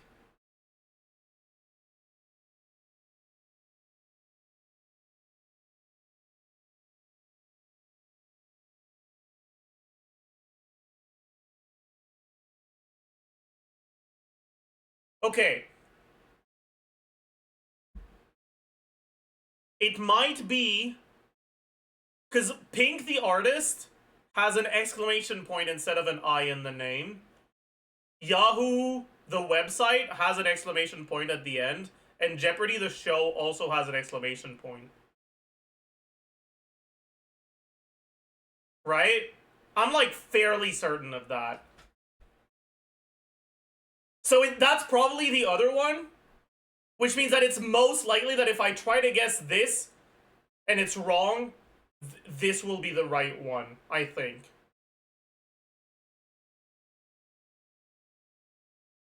Chat, fingers crossed. The fingers crossed.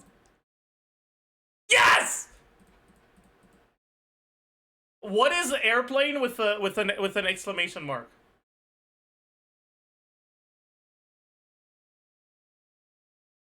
A movie? Huh. Interesting, I guess. Is the exclamation mark replacing the I or at the end? Can you try this one out real quick?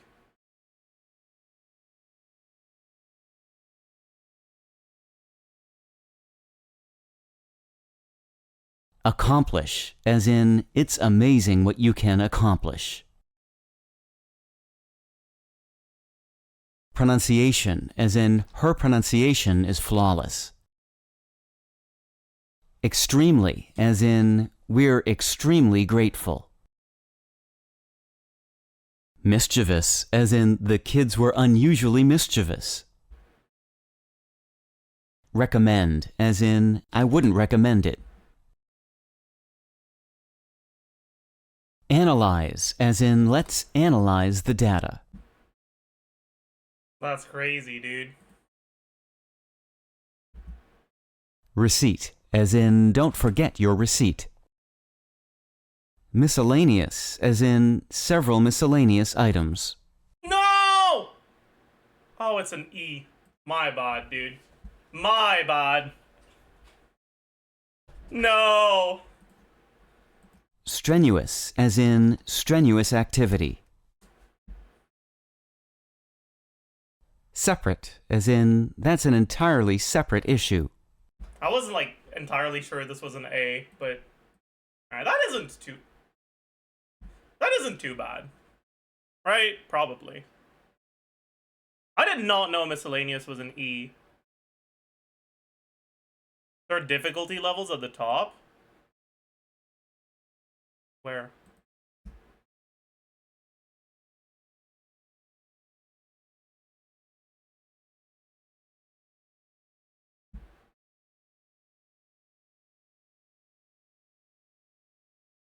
Where?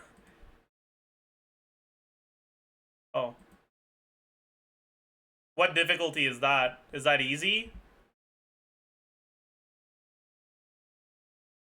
How do I change it? That's the highest? Oh. I don't think you can change it. I don't think that's easy. I mean, these words aren't too hard. My first language isn't even English, and I can do it pretty well. Auxiliary, as in the auxiliary fire department. Dessert, as in we had cake for dessert. I should have. Okay, that's bullshit. Okay, but I mean that's on me. That's on me. If I listened to the as in, I would have been fine. But I guess this is desert, not dessert. That's my bad. My bad. My bad. My bad. Exuberance, as in youthful exuberance. Is there no H? I thought there was an H. Is there an H in French?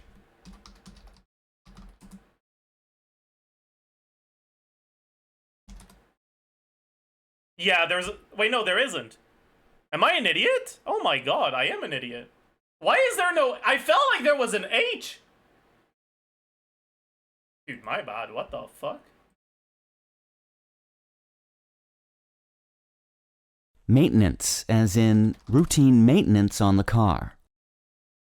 Financially, as in a financially stable business. Knowledge, as in the pursuit of knowledge.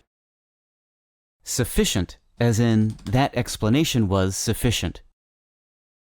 Exceed, as in this year's sales will exceed last year's sales. My bad. Chad, I'm an idiot. Absence, as in absence makes the heart grow fonder. Condescend, as in don't condescend to your readers. That was a typo, not a mistake. Okay, those are different. My bad. That was actually a... Okay, my bad. My bad. That was awful though. Jesus Christ. Okay, let's do better. Let's do better.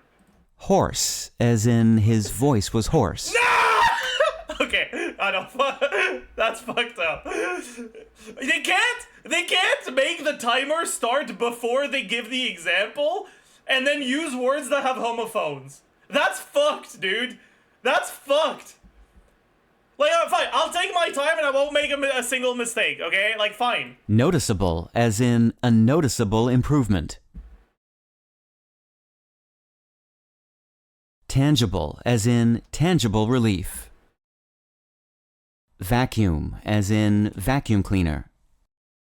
Dilemma, as in we're facing a real dilemma. Publicly, as in publicly available. Accept, as in please accept my invitation. See, like that's one of those fucking... It does not sound like he said accept. It sounds like he said accept. Government, as in the federal government. Possessive, as in she's not possessive about her toys. Grateful, as in grateful for the help. Counselor, as in a camp counselor. I want to shoot myself.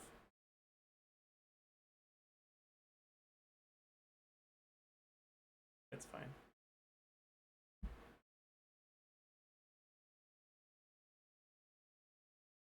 Receipt, as in don't forget your receipt.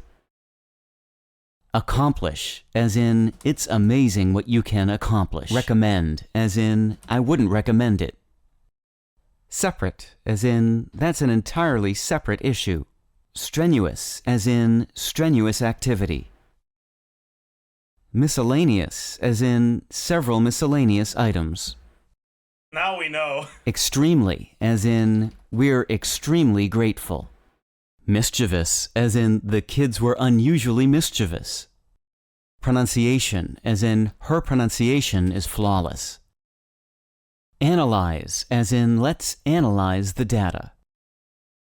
3780. Damn. I will be top 3 of the day if I logged in. Isn't that crazy? Holy shit. Insane. I beat nearly 7. Holy. I'm more impressed at how fast you can type.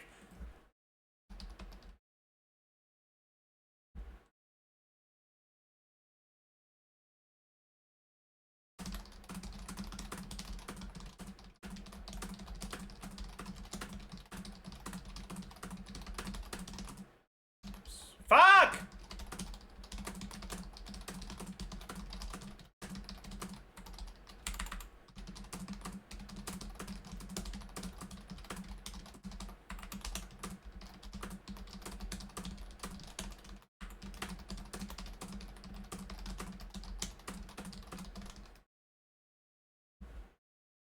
Not good. Not good. We can do better, man.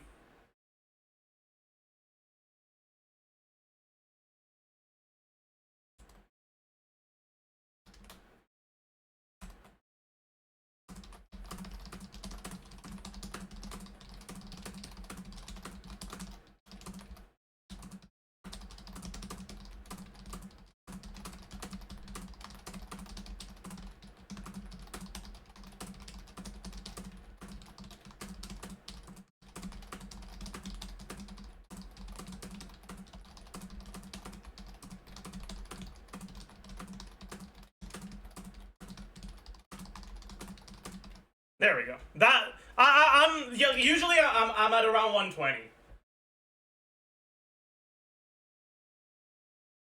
That's like the default state of my typing speed, which isn't particularly impressive when it comes to people that are like actually good at this. But it's also not too bad. Now do reaction time. Shut up. I'm not doing that. Fuck you. I can type 60 words per minute in English, which is double my native language.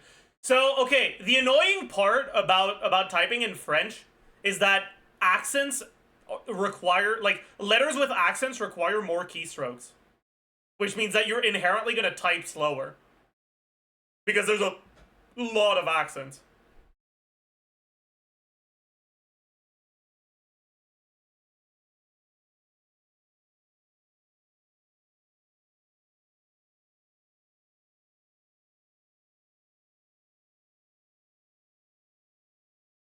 I mean, that's not only an issue in French. Obviously, typing in, like, any language that isn't just the Latin alphabet is also going to be fucking rough in terms of keystrokes, but...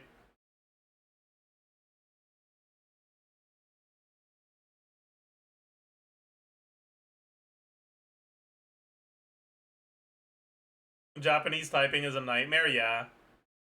Yeah. Yeah.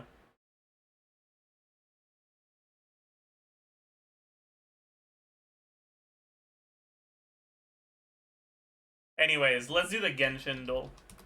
We got a Stare first try. Are we gonna get a Kea first try? No. Damn. Damn. Okay, so it's a Mondstadt 1.0 character. Let's try Diluc. It's not Ballad, it's not Resistance, it's the other one, but I don't know what the other one is. Maybe it's Mona. Oh. Gee, I wonder who that could be.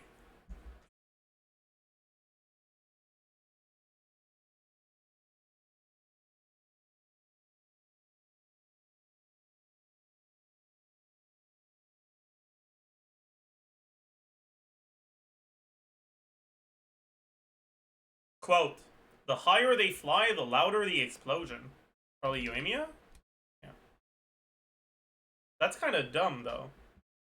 I'm assuming she's talking about fireworks, but I don't think that's how fireworks work.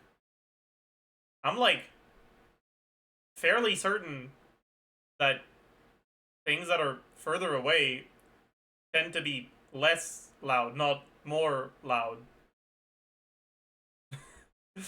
But I guess it is Yoimiya, so she's kind of dumb. So, yeah, that's a good point. True. Is that Kokomi?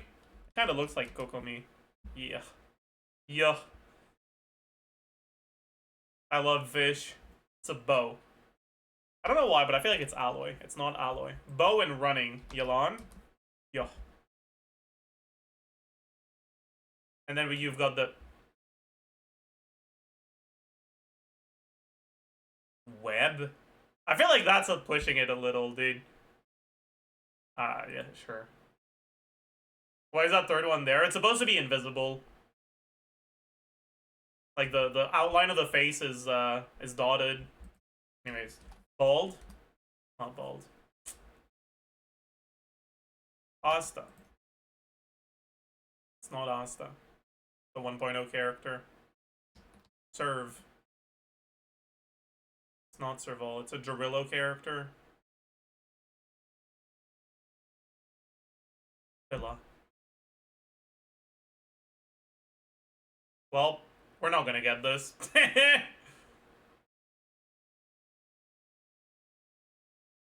Could be Zila. Maybe.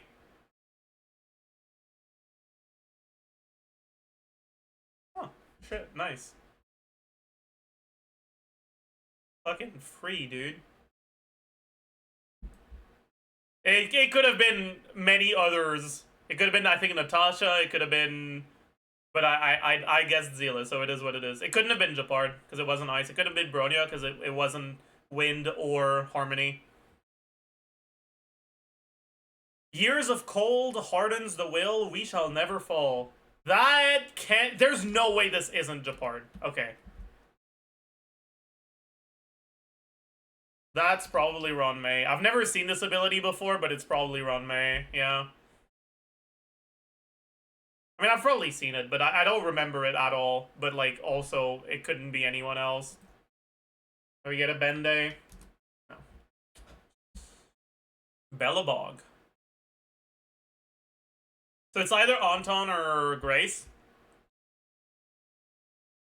I don't remember if one of them has this weekly boss.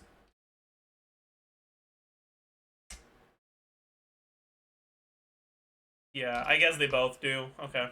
So I guess that's not helpful. It could be either of them. Alright. I'll try to keep that inscribed in my mind. Insane. GG. A fucking banjo. I don't think that's a banjo. What is Runmei's weapon? Is it a mandolin or is it something else? I thought it, like, my guess would have been a mandolin, but I'm really not sure. It's a run. Oh. Is that a thing? Ron. Images. Oh. That's a real thing. Oh, that's a big-ass weapon. What the fuck? Not weapon, sorry, instrument. Why is it so big, dude? Holy shit.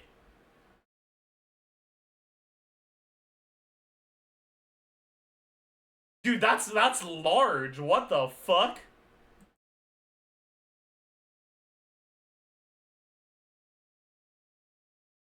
Holy shit, dude. That's so fucking... That's so huge.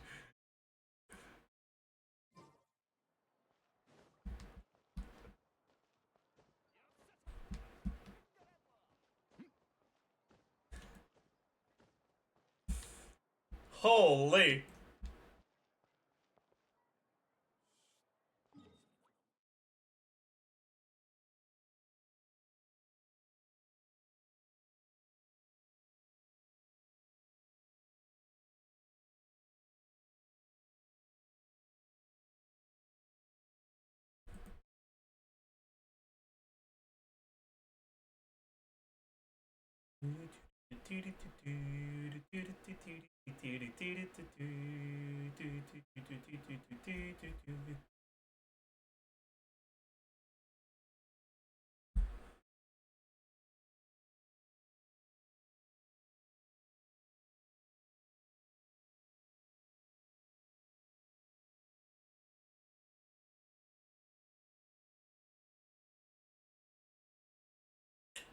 Alright, chat, I think it's time. Let's do a banner review. Let's fucking... Oh, God. Put a stream marker down.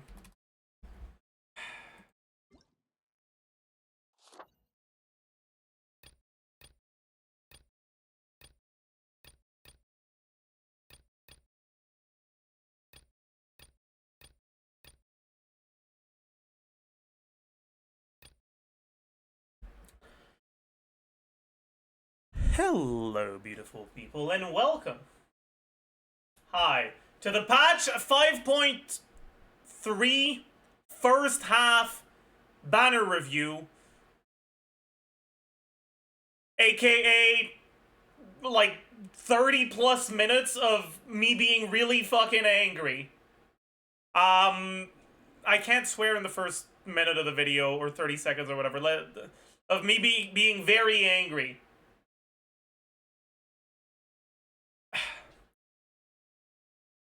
This banner pisses me off, okay?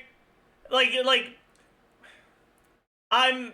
Editor, you can put the tweet if you want as supporting material for your YouTube presentation, true. I'm angry, okay? I'm so angry. And let me get this out of the way. It's not because the banner's that bad. It's because I really, really, really, really wish that the second half 4 stars were on the first half. It feels like they intentionally gave a really good 4-star lineup on the second half and a pretty bad one on the first half, and decided to put both of the new units in the first half as a way to try to manipulate people into going for the rerun characters they already have, just to get the good 4 stars that are with them. It pisses me off. I'm really angry, but let's still talk about the banner. I'm very unhappy with it. Anyways, let's yap. This video won't cover the Chronicled Wish. I'll make a video dedicated to that specifically. It's only gonna cover the actual character event banner, so the MAVUIKA and Citlali banner, right? The MAVUIKA. And also, obviously, the weapon banner with both of their signature weapons.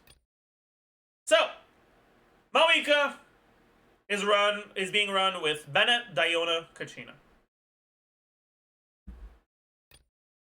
And then you also have Citlali, so 2 new characters, obviously a lot to say about both of them. And we have the weapon banner with each of their individual signature weapons. The Stringless, Sacrificial, Sword, Favonius, Codex, Favonius Lance, and Lithic Blade. Now,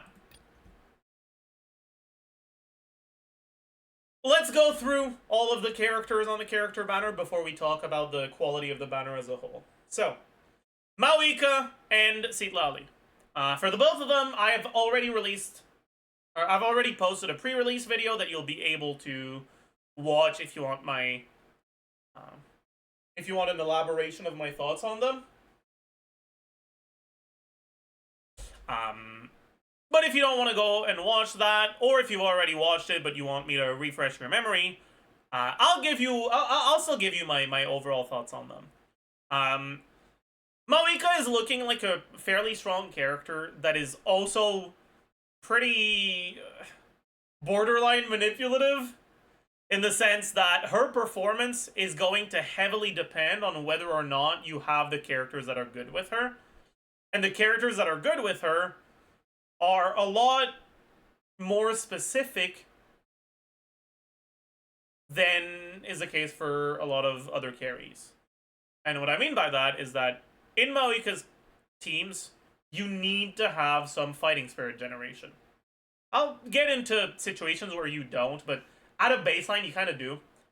And fighting spirit is generated by mainly Natlun characters using their Night Soul points. The thing is, if you want to play MAVUIKA as a carry, that means you need to play Natlun support characters, and the amount of Natlun support characters we have isn't particularly high. And then on top of that, the ones that aren't 5 stars are either not all that great, like Kachina, or not all that synergistic with MAVUIKA, like Auroron. Because of that, you're kind of just... Your performance on MAVUIKA will vary a lot between if you have Shilonen and or Citlali versus if you don't. But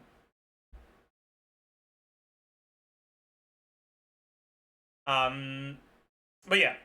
Now, a lot of people went for Shilonen because she was a pretty good unit. So if that was the case for you, then that's not really too big of a problem outside of potentially preventing you from using Shilonen on your other side. But there aren't that many teams where Shilonen is as important as she is in MAVUIKA teams, at least.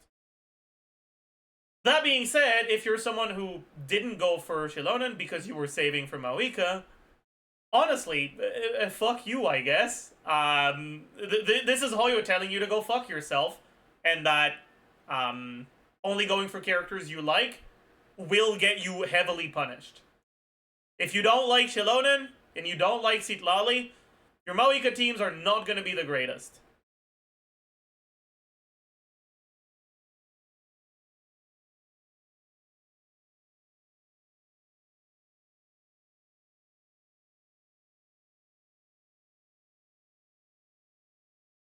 Personally, I think that's a really shitty thing to do, and it makes me angry. And that's before I even get into the 4-star bullshit that I've slightly mentioned previously.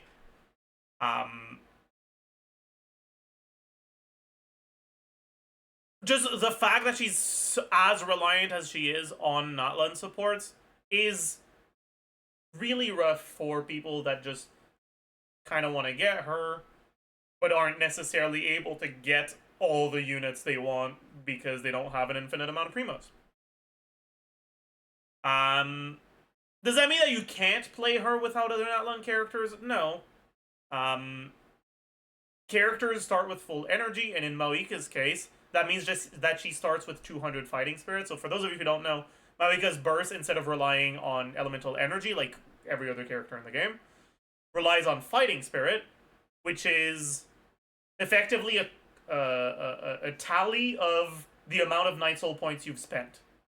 She herself spends a total of 90 Night Soul points over a rotation, and then if you use other Natlan characters, they will add to that tally. And you also get a tiny little bit of fighting spirit from using normal attacks. But it's mostly from spending Night Soul points. If you're using Shilonen, you'll get 90 Night Soul points. Or sorry, 90 fighting spirit because you spent 90 Night Soul points when you did your EN2. You get a little bit more because you did some normal attacks, but we can round it to 90. Alright. She caps out at 200. And she...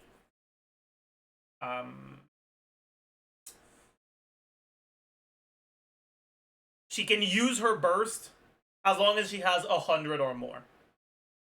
So she can technically use her burst at 100, but the damage of her burst initial hit and the additional damage to normal and charge attacks you get from the burst buff scale with fighting spirit. And if you burst with 100 fighting spirit, she's not particularly good. What that means is that with extended rotations, you're generally going to be better off using a worthless Natlan support than a good support that doesn't generate Night Soul if you don't have Shilonen or Citlali available to you. However, because she starts with full fighting spirit, the full 200, and because her numbers are pretty good, and she has pretty high DPR, so DPR refers to the amount of damage you do in one rotation. Generally, both DPS and DPR matter, because DPS will not always be direct or inversely directly correlated with clear time, in the sense that a team that has 50k DPS, but because in a 20-second rotation, right, will deal 1,000,000 damage.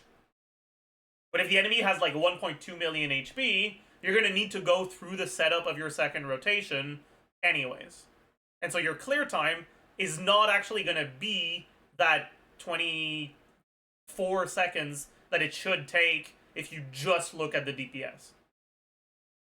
Because MAVUIKA's DPR is fairly high, she's not a character that has particularly short rotations when you're using her as a carry. Because her DPR is fairly high, it is very possible that you'll be able to kill a chamber in only one rotation. And if that is the case, then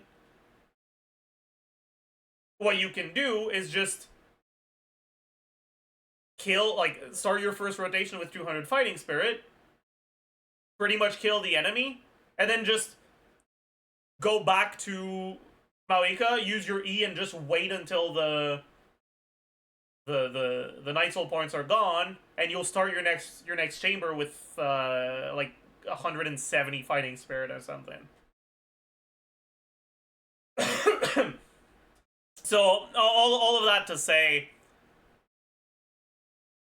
there are ways to like cheat to work around it, but it will be really cringe to do, and it won't be something that'll work particularly well, especially in chambers like the current Abyss, where you've got a bunch of different waves, so it's generally somewhat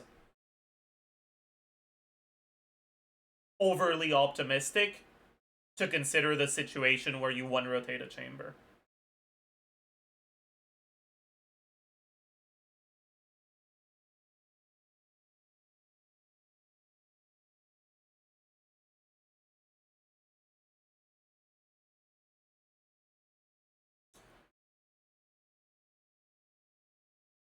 She'll also be able to just use the bad Natlan supports like Kachina and the ones that have bad synergy with her, like Auron. And the main reason why I say that Auron has bad synergy with her is because MAVUIKA is a character that synergizes very, very well with multiplicative reactions.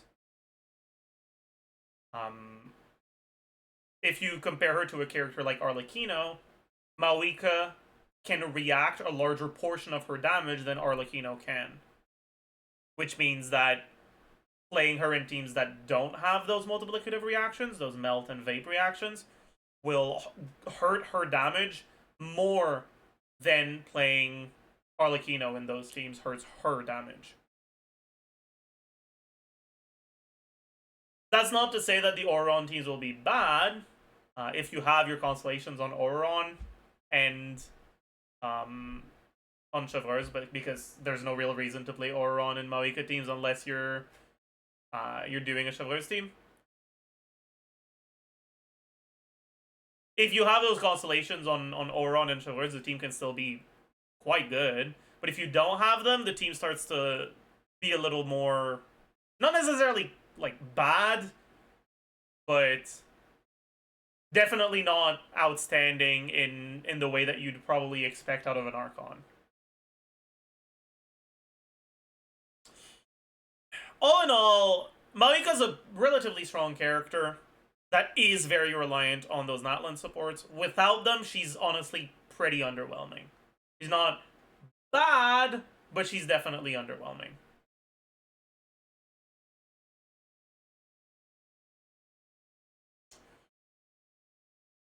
We'll talk a little bit more about her early constellations versus signature when we get into the weapon banner. But for now, let's talk about Citlali. Honestly, I'm almost tempted to say that Citlali is a better unit than MAVUIKA.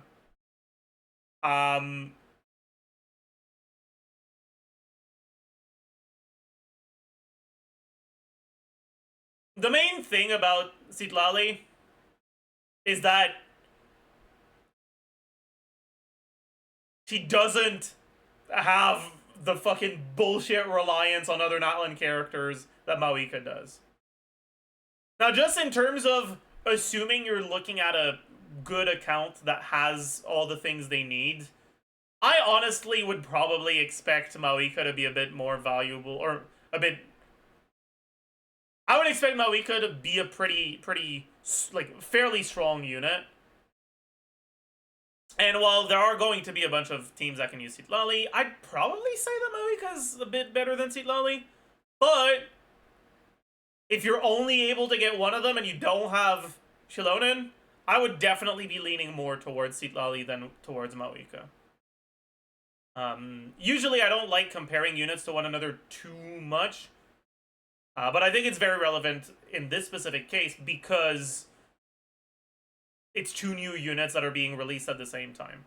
On top of that, it's two units that work well together, so people that don't have that many primos are probably very interested in knowing which one of the two is better to get if you only end up getting one of them.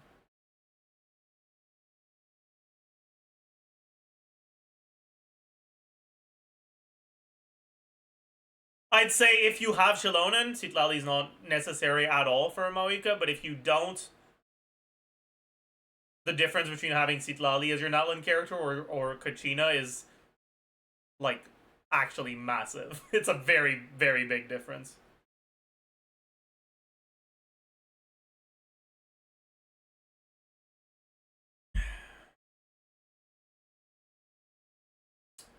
But yeah, Citlali is a cryo shielder that gets most of her value from the ways in which she can consolidate defensive utility with offensive buffs. She is an Atlan character, so she can use the Scrolls of Cinder City, which is 40% damage.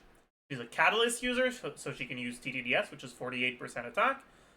And her Ascension 1 passive gives 20% Shred to Pyro and or Hydro.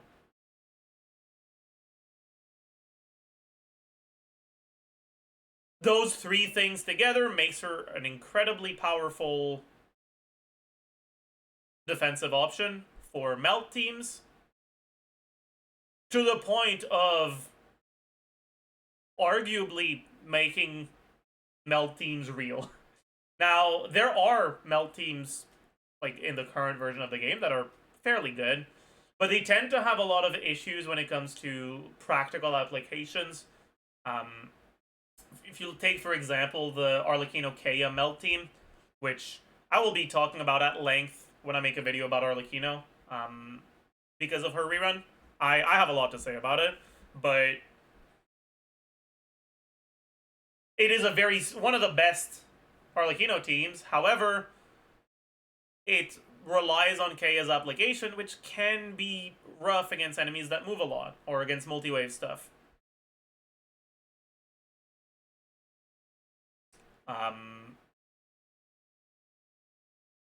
And if you lose your cryo aura, or if you fuck up your setup in any way, then it's a pretty bad team. With Citlali, not only do you get a lot of defensive utility from the fact that you're using a shielder now, right, with Citlali, but on top of that, because she also provides so much value outside of just the enabling of melt, the team can still be strong even if your melting goes wrong. Which opens up a lot of new melt teams on top of the current melt teams. It opens up melt as an option for more characters, because usually when you're looking at melt teams, the cryo units that we have aren't particularly strong by themselves, so unless you are getting the melt, there's no reason to put a cryo unit with your pyro carry. But Citlali provides enough value outside of melt enabling that you can consider putting her on your team, even if it doesn't line up well for melt.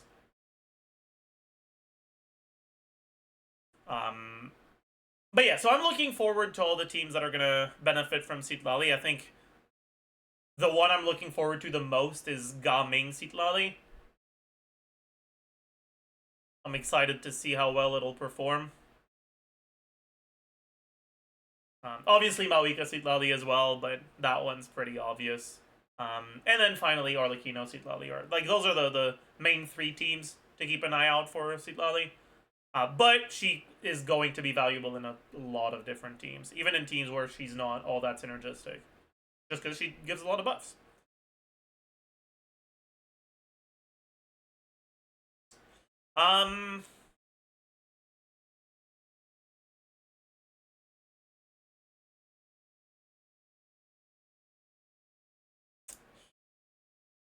And next up, we have the 4 stars. But before we get into the 4 stars, I just want to like emphasize that while these are fairly good characters,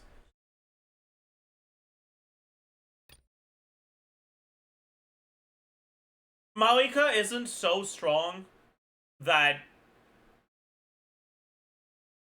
you will get better results from getting MAVUIKA than from getting C1 and Arlecchino, for example. Right? So if you already have Arlecchino, going for MAVUIKA instead of going for Arlecchino C1 will not be the best option when it comes to increasing the amount of damage that you can do. I wouldn't quite say that she's like game defining. I think in her version 1 of beta, she most certainly was, but the nerf was big enough to pull her back in line. I still think she's going to be one of the better carries, for sure, but not to a game-breaking, awful extent like her V1. And her being a carry rather than a support means that it's hard to say how long it will take for Hoyo to release other carries that do as well, if not better than her. Because the trend for character releases has definitely been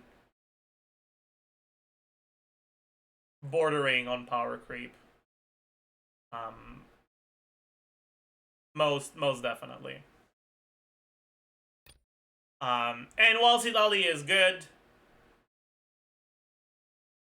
the main thing that makes her so good is that she has pretty much no competition in the slot. We don't have good cryo supports, right? The cryo units we have don't really give good buffs. You have Ganyu's burst that gives 20% cryo, so that's worthless for non-cryo units. You have Rosaria's burst that gives, like, with the passive, that gives 15%, up to 15% crit rate, but Cryo Resonance also gives you crit rate, and there's so many artifact sets that give you a lot of crit rate that overcapping on crit becomes almost trivial when you have a double cryo team with Rosaria in the team. Shenhe only buffs cryo and physical. Like, the main thing that makes Citlali such a strong option is that she's pretty much the first character in her slot. Like, she's the first character that's actually giving proper buffs that we get in the cryo slot. And it's impossible to say how long it's gonna take for Hoyo to release more characters that go in the cryo slot and that are also buffers. And if anything, because Citlali offers defensive utility, it's likely that future cryo supports that don't offer defensive utility will probably give more offensive utility. So keep that in the back of your mind when you're deciding whether or not you want to go for her. The future is still very... The future is impossible to predict. And you shouldn't go for characters that don't appeal to you just because you heard a streamer or a content creator say they were good.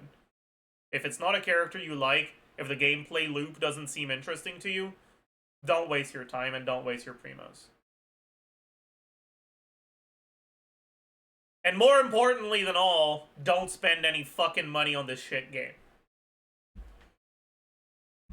Next up, let's talk about the 4 stars. So first, we can talk about Bennett. Actually, no, we can keep Bennett for the end. Let's talk about Diona. Diona is a character of all time. Unironically, I think Diona is... Oh shit. They give her the 10/14 gifteds. Cobalt. Fuck.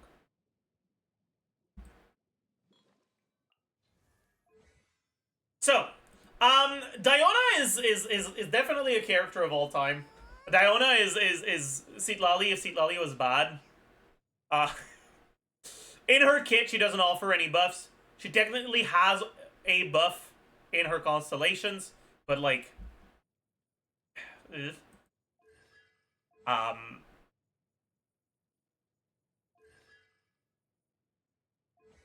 biggest things that prevent Diona from being all that great is that her shield duration isn't that long. It's 12 seconds, but she's not a character you want to swap into right before your carry. She tends to be a character you want to swap into at the start of your rotation, which means that very often your shield will expire while you're on field on your carry. Unless you're playing a carry that can swap in and out without too much of a problem. And same for her burst. And she doesn't provide any offensive utility outside of her C6. Her C1 reduces her ER requirements, which is whatever. Her C2 makes your shield a little bit stronger. C3 doesn't matter. C4 doesn't matter. C5 makes the shield a bit stronger. And then C6 makes it so that if your on-field character is above 50% HP, which they should be, it gives them 200 EM. Now, right now, Diona is mainly used either in teams where you need particle generation. So, Ayaka teams, I guess. But she's not particularly great there. Ela teams, but she's also not particularly great there. Or teams where you just need a shielder and it kind of doesn't matter who it is. Like Neuvillette teams for people that want a comfortable clear with them. Although she's not particularly great there. Or melt teams. And currently melt teams aren't all that great. You can use her in Chaska teams, she's fine. You can use her in Gaming teams, where she can be pretty good. But obviously, the only reason to put her in those teams is if you have her C6. If you don't have her C6, she's kind of worthless in them.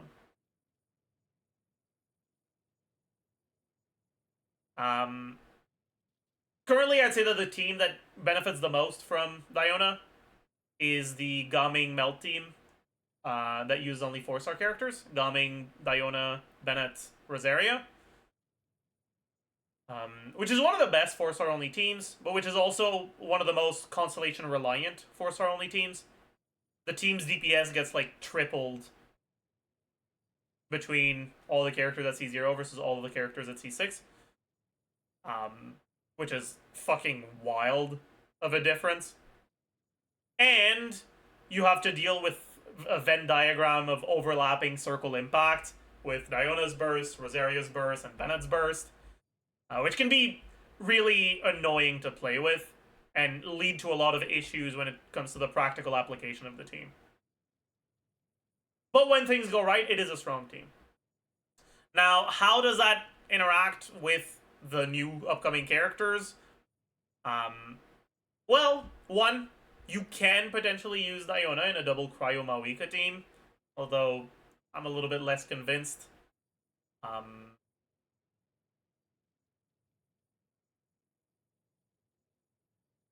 It'll work. It'll be one of your options, but eh.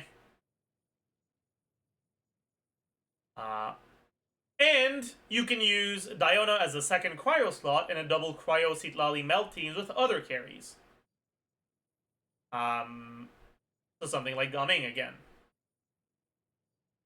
And for both of them, she's gonna be one of the options. I think people tend to overestimate Rosaria's impact in those double cryo melt teams. They overestimate the amount of damage that Rosaria's doing. And that leads them to thinking that Rosaria is like significantly better than Diona.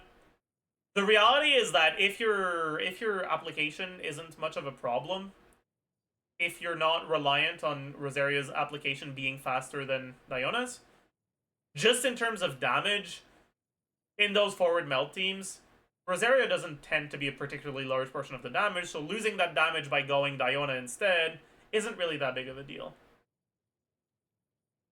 Diona will have a place as one of the possible options, even if your quote-unquote wasting her defensive utility because you already have a shielder in the team, and you maybe also already have a healer if you're playing Citlali and Bennett. Even if she's literally just there for Cryo Resonance and an EM buff, she's still fine. Is she going to be the best option in the slot? No, but she'll be a viable one. So, it is what it is. But all in all, she's far from an important character. And she only fulfills that role when she's at C6, because if she's not, she's kind of pretty worthless there. So, I don't think it's particularly great news that she's on the banner. Next, Kachina. Now, I've talked a little bit about Kachina and MAVUIKA teams when I talked about her reliance on Natlan characters. And really, it boils down to the fact that Kachina is just not a great unit. There are teams where she's fine because she has great synergy with them. Which is pretty much teams where her personal damage isn't completely wasted. And there aren't, like, particularly stronger alternatives, and, like, she's actually doing something useful.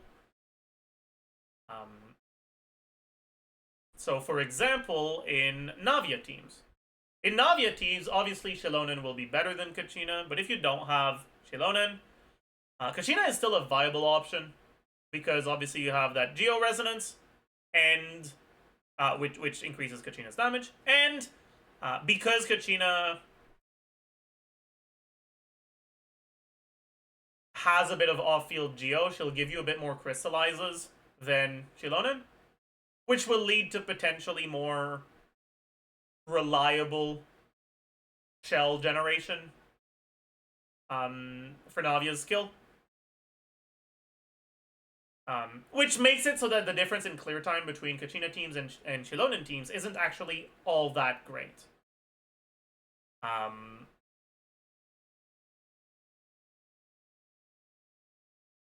Outside of that, Kachina's always like an okay option as an easily available Cinder City wearer in pretty much any team where your main source of damage is a swirlable element, right? Because as long as you can trigger Crystallize on them, you can proc Cinder City. But she's really not much more than her ability to proc Cinder City. Her personal damage is not completely insignificant, but it's sure not all that great either. Which makes her overall kind of a whatever character. And then, chat, correct me if I'm wrong, but we got Kachina for free, right? Did we?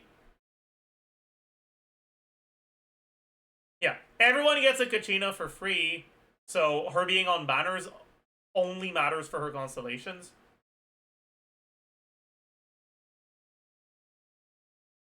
But because so much of her value is the set, the constellations really just don't do that much. They are helpful, they increase her personal damage, but they're not all that significant.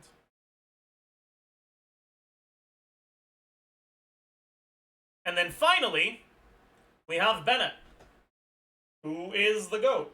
Bennett is the GOAT. I don't think that's news to anyone. However, Bennett's constellations aren't all that great.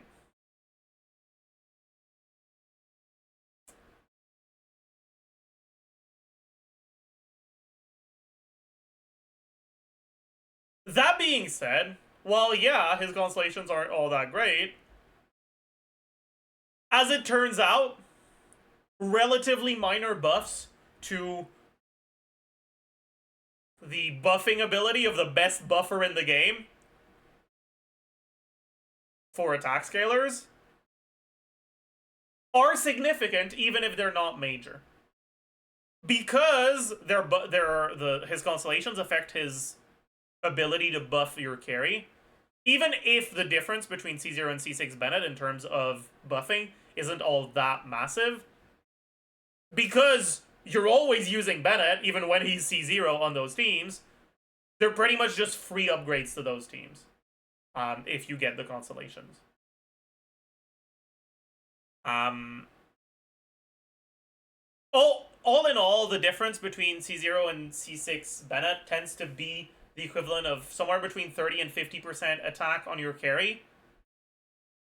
Depending on what their base attack is, because it's based on Bennett's base attack, which won't be the same as that of your carry. If you're playing a 5-star carry with high base attack and a 5-star weapon, it's probably going to be closer to like 30-ish.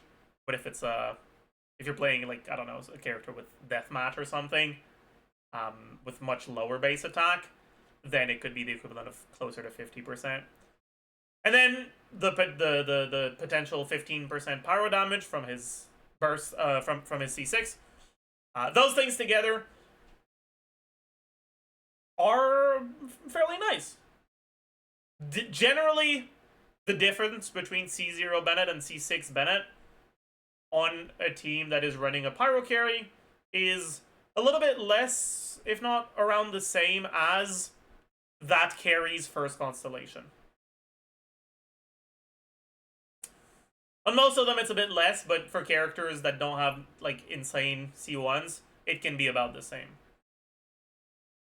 And as it turns out, that tends to be pretty nice. That tends to be pretty nice. Now,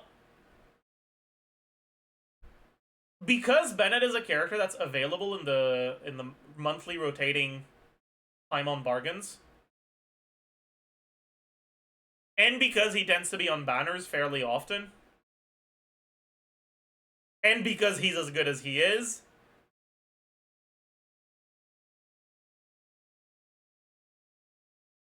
people tend to already have Bennett. He's the sort of character that you tend to go out of your way to get, so it's relatively likely that if you're not very new, you already have him. And that's honestly the biggest issue with him being on banner. It's that he's so good that if you've been playing for a while, you've probably already gone out of your way to get him in his constellations.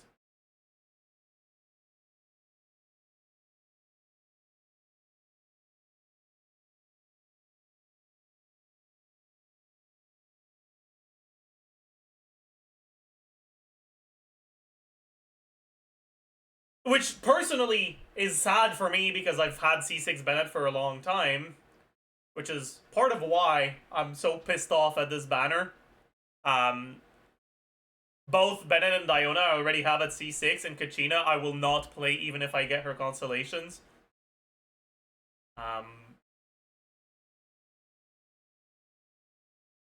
But it is what it is, I guess. Anyways, very quickly going through Bennett's constellations. His C1 is his, depending on how you see it, either his best or his second best constellation. It removes the HP restriction for the attack buff on his burst, and it makes the attack buff, and it makes that buff increase by 20% of his attack. Honestly, the second part kind of matters more than the first one.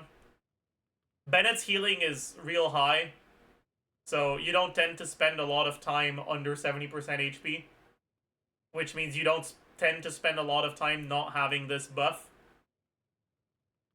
And so the removal of the HP restriction doesn't actually tend to be all that big of a deal. However, it is nice quality of life. Like, I'm not out here telling you it's completely worthless. It's nice. It's a nice little thing. And 20% more attack is obviously, right, is the sort of stuff where it's not that big of a deal, but it's gonna be a, you know, okay-ish buff to every Bennett team, which is half the teams in the fucking game. Which is nice. C2 gives him ER when his HP is below 70%, but he's not an on-fielder, so his HP shouldn't spend a lot of time below 70% unless you're playing him in Farina teams. So most of the time his C2 does literally nothing. C3, skill levels. This only matters for Carrie Bennett, and while Carrie Bennett is honestly not bad, and definitely underrated, it's also incredibly unpopular because he's so good as a support, and because Bennett's best teams aren't his carry teams, so most people will tend to prefer playing him as a support for his best teams, or for their favorite character. But if you are a Bennett enjoyer and you like playing Bennett as a carry, then obviously this is nice. C4 makes it so that his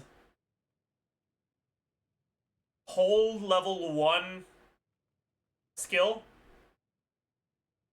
gets an optional third hit. Usually, when you look at Bennett's hold skill,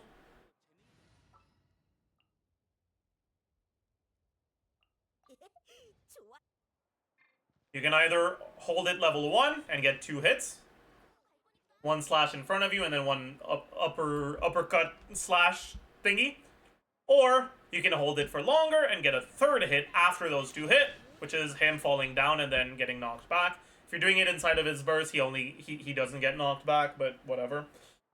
The C4 makes it so that you can add that downward slash even if you only do charge level 1. Like this. And you don't get knocked back. The biggest way in which this matters is in teams where you need to have 3 pyro applications in quick succession. For example, let's say you've just applied a hydro, 1 U hydro onto an opponent. You don't have his C6. And you want to... Do I have a thingy? I do. Nice. You want to get a pyro aura on the enemy to swirl pyro.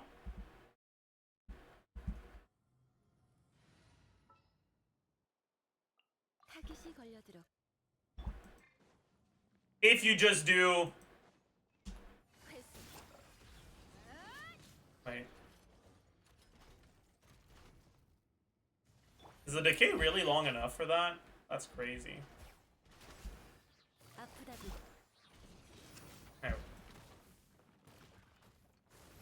Did Chaska just apply Hydro? Okay. I need to get Chaska out of the team, dude. I need to get Chaska out of the fucking team, dude. Fucking idiot. Jesus Christ. I was wondering what was going on, man. Alright. So, by default, if you want to get a Pyro Aura so you can swirl, you'd have to do a different setup, or you'd have to do a charge level 2.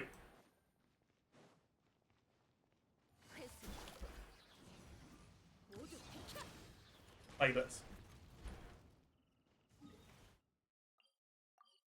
With C4, you can effectively just do that faster.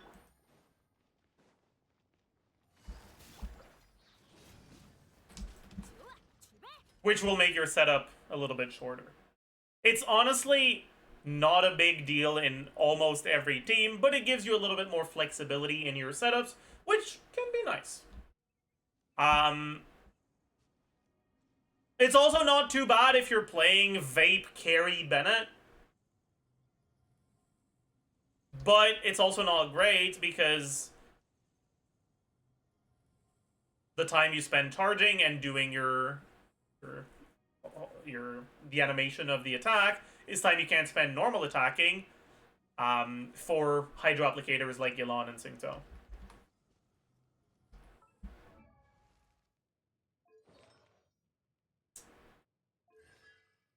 In any case, C4 mostly is just an additional option for some setups, but almost never matters. Then C5 is 3 burst levels.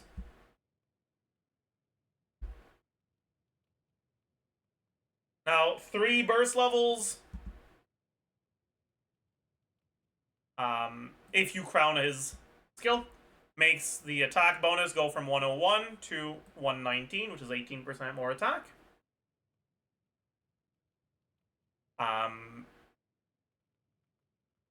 Which is also just a nice little increase. It also gets... it also gives you a bit more healing, which is a nice little upside, I guess. Especially in Farina teams. But whatever. And a little bit more damage, but also whatever. And then finally the C6, which is the one that most people probably want to talk about. Which gives you 15% power damage and a Pyro Infusion. Honestly, the more time passes, the less I care about the Pyro Infusion. So obviously, I've talked about, when I talked about Xianyun, I've talked about how Bennett's C6 can be very helpful to make any melee character potentially a Xianyun carry. The main reason why people may not want to activate this is in the... or in fear of that infusion overriding another infusion and preventing your character from doing what they want to do. Now, realistically, that's pretty much only gonna matter in Ela teams, Ayaka teams, and C6 Chiori teams. Because other carries either don't really use Bennett or have some way to make this Pyro Infusion either not do anything because it can't be overridden, like Noelle, for example, or work in their favor as an actual upside.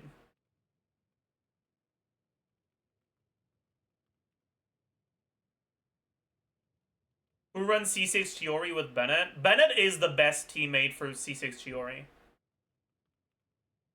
Like, unironically, C6 Chiori is the biggest case of C6 Bennett fucking you over. Because with Ayaka, it kind of doesn't matter because her damage isn't coming that much from her normal attacks anyways. So much of her damage is coming from her burst. And same for Erla. Whereas with the C6 Chiori, you kind of just cry.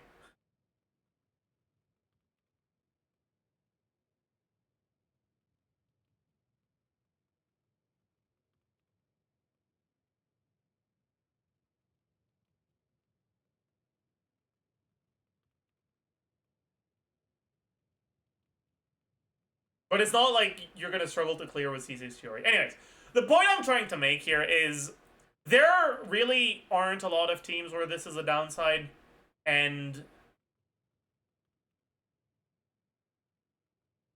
I think that for most people, the downside doesn't matter. However,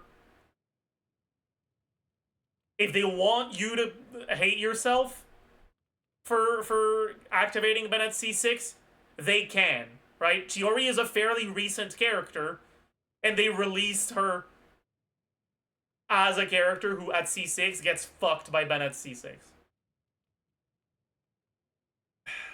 It's a very frustrating and unsatisfying conclusion, but it is the conclusion I've got, which is do it at your own risk. I'm glad I did it, but you could still get fucked over by it. It is what it is.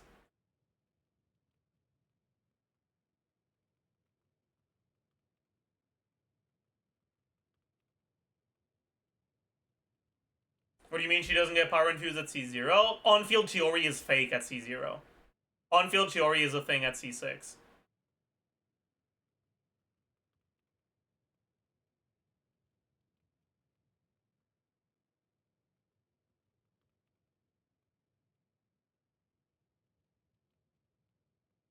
Anyways.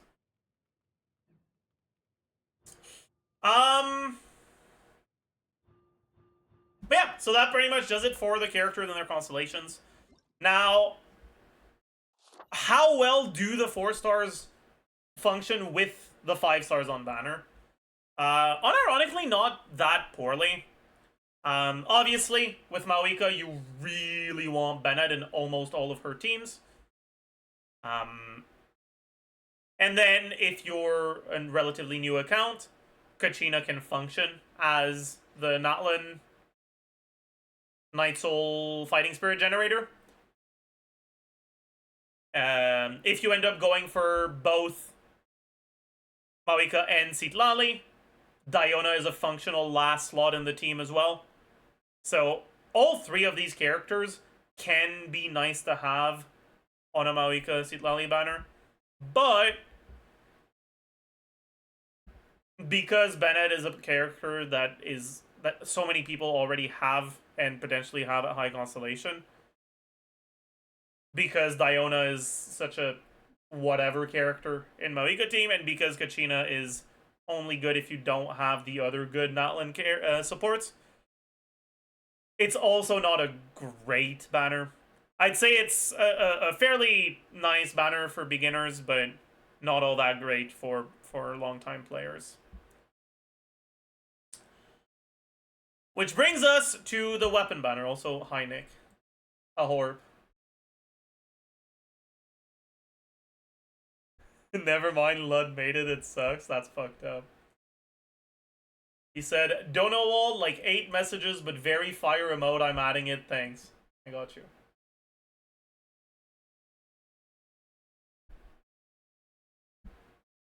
Oh yeah, did you see my tweets?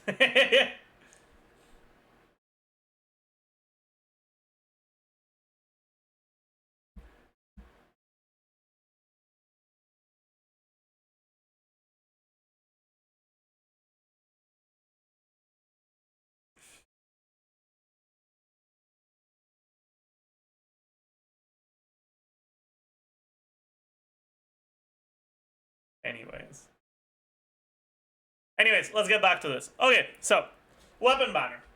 We have MAVUIKA's signature and Citlali's signature, so let's take a look at what those do. Inside of me, cold lips and heresy. Bro, also, have you done today's Wordle, Nick? I don't know if you streamed last night.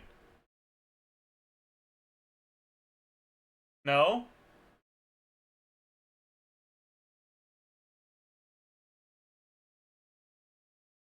He did? Are you sure? I did pre-midnight? Oh, I see. Damn. That's crazy. Are you gonna stream today?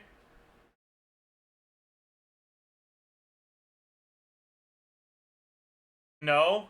Okay, dude. I got a Wordle in 1.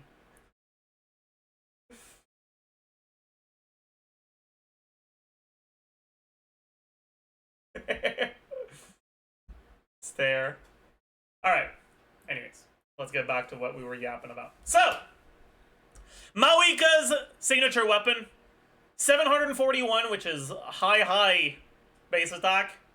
Right? 5-star weapons at the release of the game either had 608 or 674 base attack, but with Jade Cutter they added the first 542, which is like low base attack for 5-star weapons, and with Song of Broken Pines they added the first 741, which is high. So 1,000 Blazing Suns, high base attack with crit rate substats. When it comes to base attack and substat, as a general rule, weapons that have a substat that is not crit, you want them to be low base attack, or sorry, you want them to be high base attack, low substat, because the value of base attack tends to be higher than the value of attack percent, HP percent, defense percent, all that stuff. When it comes to attack scalars. But obviously, HP percent weapons tend to not be on attack scalars, so there's a bit of caveat to that. But when it comes to crit weapons, the difference in overall output between high base attack weapons and low base attack weapons is honestly not that big. So it really doesn't matter that much. That being said, if there's specifically a crit rate weapon, lower substat, higher base attack tends to be better, at least on attack scalars, because there's just so many ways to get crit in Genshin nowadays. With the release of Marie-José and then Obsidian Codex giving you 36 or 40% crit, it becomes really easy to overcap crit rate. So a weapon that has lower crit rate and higher base attack tends to be easier to make work. We can talk about that again later.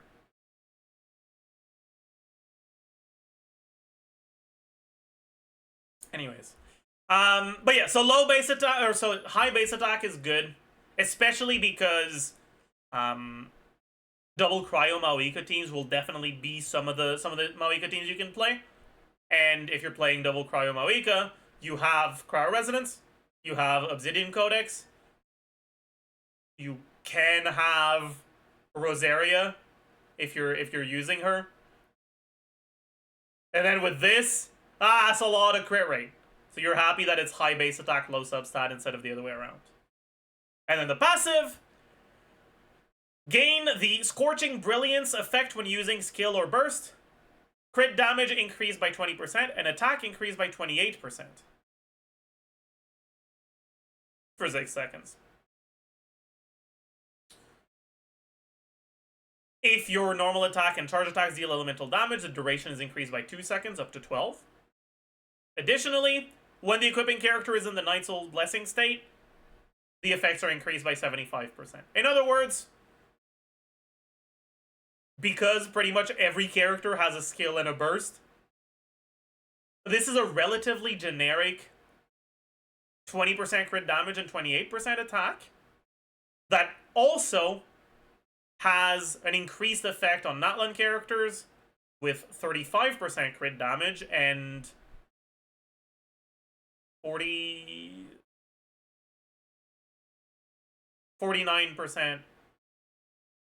attack.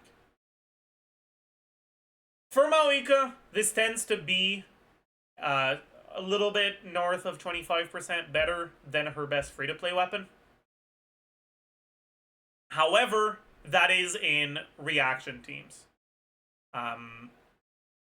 In non-reaction teams, MAVUIKA doesn't have the greatest free-to-play options. Whereas in reaction teams, she potentially has access to Mailed Flower. On top of that, not everyone even has Mailed Flower, because it was an event weapon. All in all,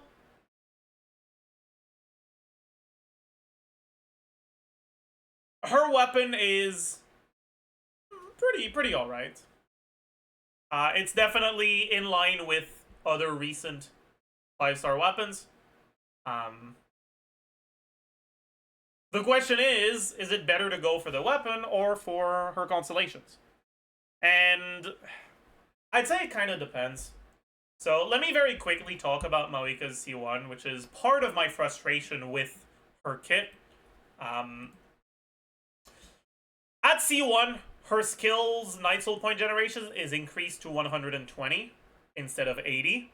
And she gains Fighting Spirit 25% more efficiently, so each point of Night Soul will give you 1.25 Fighting Spirit.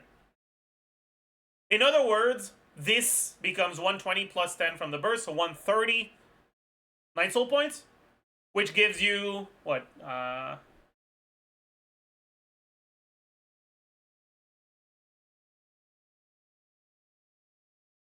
162.5, unless I'm corned. Yeah, 162.5 Fighting Spirit just from herself. And because she caps out at 200, it means that you pretty much get most of your Night Soul without needing an Atlan character. Now, obviously, if you can cap it out, it's better than not capping it out, but she's not actually reliant on capping it out. There are actually a decent amount of teams where you don't cap it out. Most of the double cryo teams, the double cryo teams that use Bennett double cryo, generally will not be capping out her fighting spirit.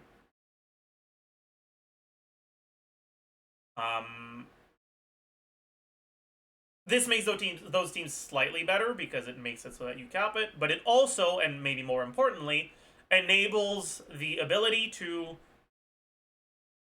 play her without other Natlan characters. What that means is if you don't like Citlali and you don't like Shilonen, you can get her C1 and play her without other Natlan characters.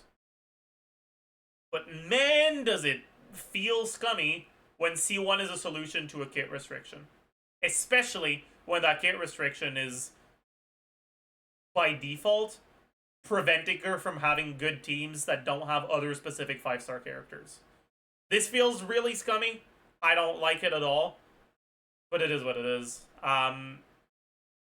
In terms of actual value in her good teams, it's arguably a bigger deal that she gets 40% attack than it is that she gets more Knight's Soul point generation.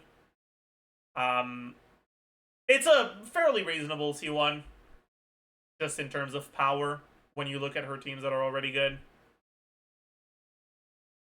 It'll generally do a little bit less than her signature, so if you're choosing between C1 and Sig, I'd lean more towards Sig. But it's not as bad as, like, Raiden's C1, for example. It's like if Raiden's C1 had 40% attack slapped onto it. Then C2, when in Night Soul's Blessing state, MAVUIKA's base attack is increased by 200. That's her base attack. What that means is that the actual amount of attack that she gets is going to be closer to like 500, because it's attack that gets affected by attack percent. So Power Resonance, Noblesse, attack percent in artifacts, TTDS, all that stuff is going to affect this 200. And she gains the following effect. Her off-field skill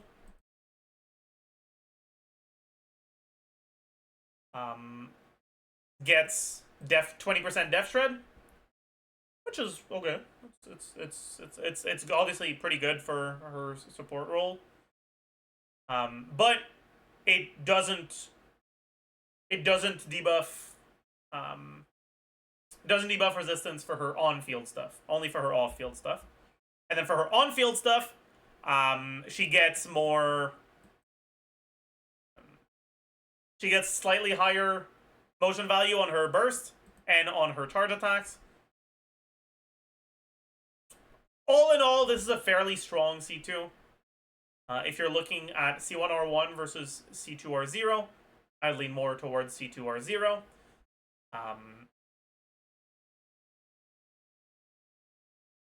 And yeah, the rest is like late constellation stuff, which tends to, which I don't like talking about too much. But yeah, next up we have Citlali's signature weapon, Starcaller's Watch. Low base attack, high substat, and because Citlali is a character that is not entirely an attack scaler, that's something you're pretty happy with. EM substat, 265 EM. An additional 100 EM from the passive, and gain the Mirror of Night effect within 15 seconds after the equipping character creates a shield. The current active party member deals 28% increased damage to nearby opponents. You can gain the Mirror of Night effects once every 14 seconds. In terms of amount, this buff tends to be a little bit less valuable than the 48% attack you get from TTDS. However, it lasts for longer, and it stays even if you swap in and out of a character, so you have a bit more flexibility in your rotations. And it actually gives EM, and a pretty good amount of it. Overall, this is a fairly decent weapon, but because TTDS is so good, it's a relatively minor upgrade in Citlali teams where TTDS is useful. It'll be a more significant upgrade in Citlali teams like Citlali with Neuvillette, where you don't have a good recipient for that TTDS buff. But in most situations, this is honestly not worth going for.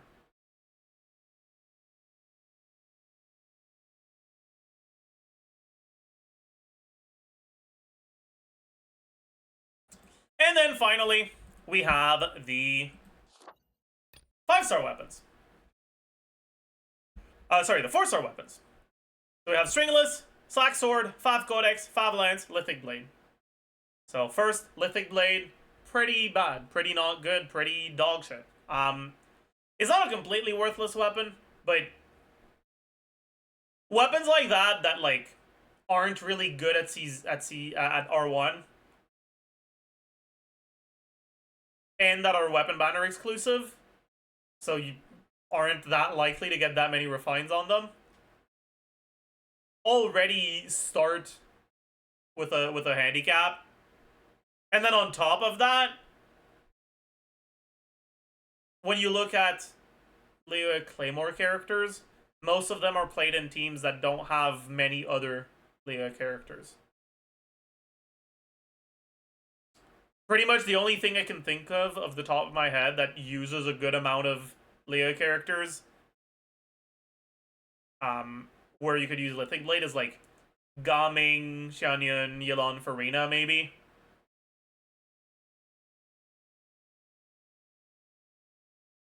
But in those teams, attack percent is so much less valuable than EM that Lithic Blade isn't much of an upgrade over Rain Slasher.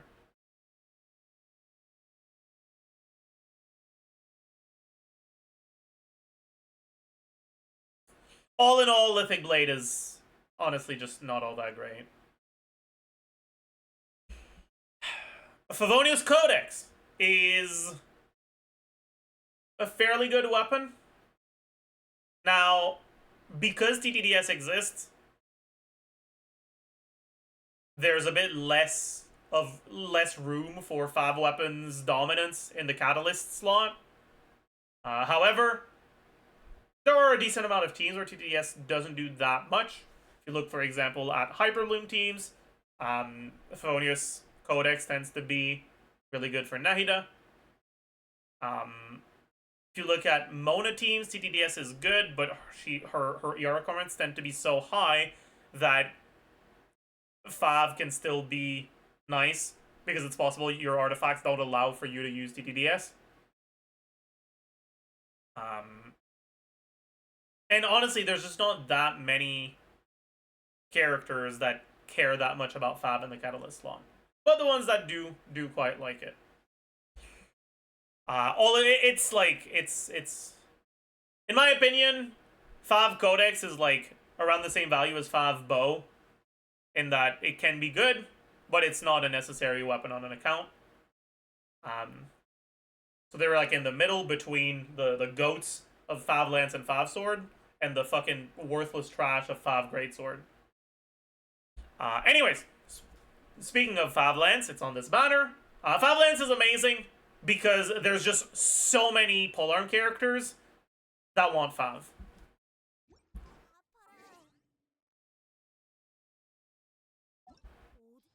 I end up talking about this every time Fav Lance is on banner, but I'll talk about it again. I don't care. You can't stop me.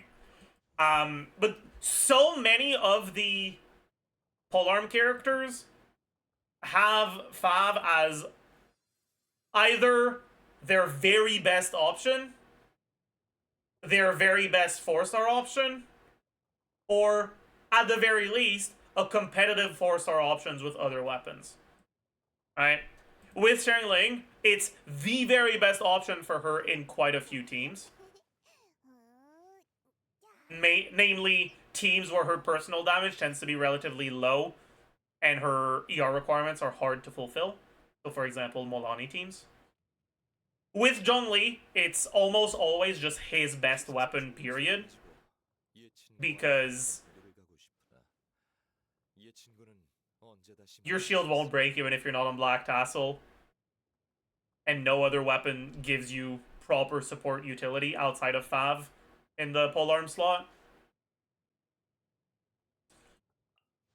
On Xiao, it's like a little bit of a cope weapon, but it's not even that bad. Not good on Hu Tao. On Rosaria, it tends to be either best in slot or at least best in slot 4-star in a lot of her teams. On Raiden, it tends to be either her best or second best option in the Raiden teams that don't focus mainly on Raiden's damage, which is to say the rational teams. On Toma, it's his best weapon in teams where he's not used as an EM trigger. I don't know why he's on Crescent Pike right now. Close your eyes, you didn't see that. On Yunjin, it tends to be her best in slot. On Shenhe, it is often competitive with her signature, if not better, if you don't have her C1. Because the particle generation is just too good. On Candace, it's often her best in slot. On Sino, it's not good. On Yao Yao, it's often her best in slot. On Mika, it's pretty much his best in slot. On ChesseBurgers, it's pretty much her best in slot. Or, like, you know, it's bad. On MED, it's an option. And on Kachina, it's pretty much her... at the very least, yeah, it's pretty much her best in slot. All of this to say, there is just such an overabundance of polearm characters that want Fav, which makes Fav Lance one of the best 4-star weapons in the game. Honestly, one of the best weapons in the game. It's a very good weapon.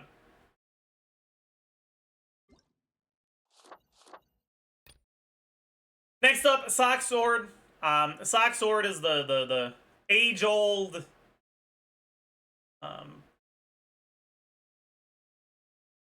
Singto weapon. At least that's how people perceive it. In reality, it's not that great on Singto. In a lot of situations, Fav is better. However, if you're like me and you only have 2 Favs, and much like Fav Lance, Fav Sword is a very competitive weapon on so many characters. Having a Sack Sword on top of your Fav Sword means that at least you won't have to put your Singto on a bad weapon. If you're playing Singto in a national team, being able to vape his skill makes Sack Sword better because you can vape it. You can get up to 4 vapes with it, which is nice. If you want to play teams where Singto represents a low portion of your damage, but is your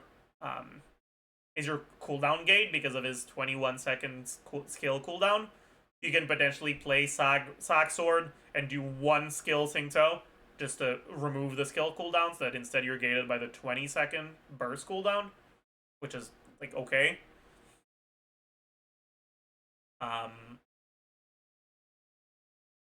But honestly, it's more just like an okay weapon on Singto than the perceived best in slot.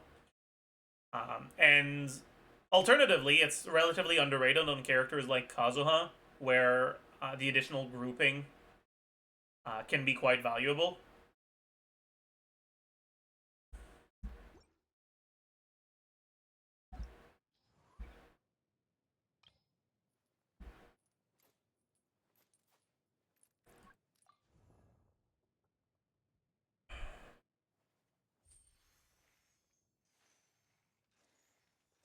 And that's kind of it.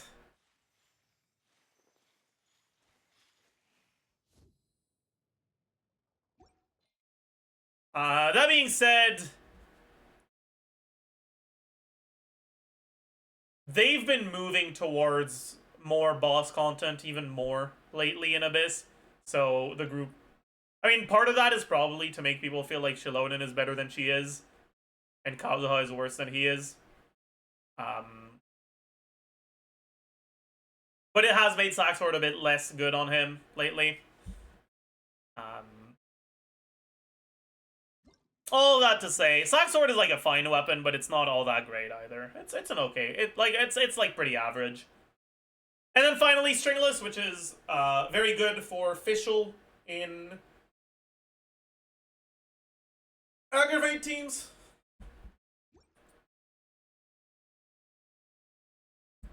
And outside of that, it's like an okay stat stick on a bunch of other characters, but that's kind of it. It's really mostly for Fischl that it's good.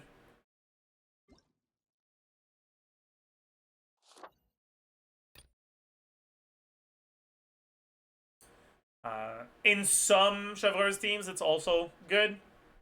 And it's also potentially good on Auron, depending on your team. All in all, Stringless, I'd say, is above average for bows. Which means that Lithic Blade is dog shit.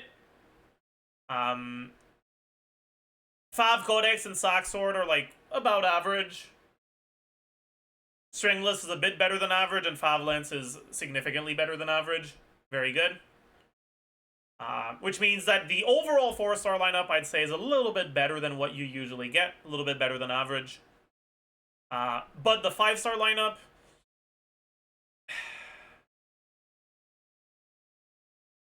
it's not bad.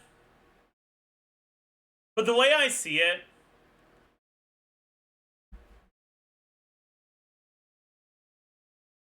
Citlali's signature is just kind of whatever. The bright side is that if you're going for MAVUIKA's weapon and you do get Citlali, MAVUIKA's best team uses Citlali. And so if you do end up losing your 37.5, 62.5 on MAVUIKA's signature, and you lose it to this, it's still a weapon that's going to be a slight buff to the MAVUIKA team. It's not going to be completely wasted. But it won't be a large buff, and I'd say that as a general rule, you'd gain a lot more from a 5-star stat stick for your second side carry than you will from Starcaller's Watch.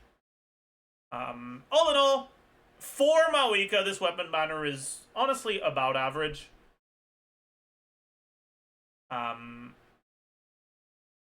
If you're specifically an Omega Whale Leviathan, then, and you end up getting Starcaller's Watch Refines on the way to our 5,000 Blazing Suns, then the gap between it and TDDS is bigger, so like at least there's that, but yeah, I mean, yeah.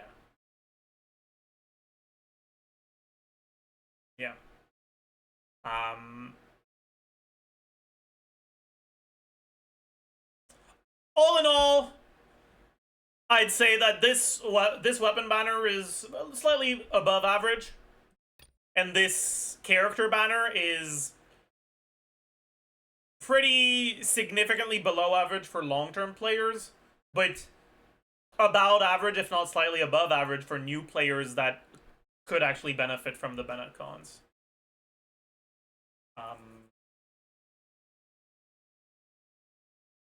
But yeah, that pretty much does it for the banner review. I'm angry because of the next banners, and I'll give you a sneak peek of this fucking insane, broken-ass, amazing lineup that we've got here. Alright, but I'll talk about that more later. I will be doing a banner review for this thing as well. If this was on the MAVUIKA banner, I would have been, I could have died happy. Okay, like, but yeah, anyways. I'm like 100% convinced that they like went out of their way to put both new characters on the first side and give a really good 4-star lineup on the second one. Like I'm sure it was intentional. They just want to fuck with us. But anyways, and I'll talk about the Chronicled Wish in an upcoming video as well. So, as usual, I hope you learned a thing or two. I hope you enjoyed, and I will see you guys in the next one. Bye, YouTube. Okay, business. And chat, I think that might be it for today as well. I have a video to post today.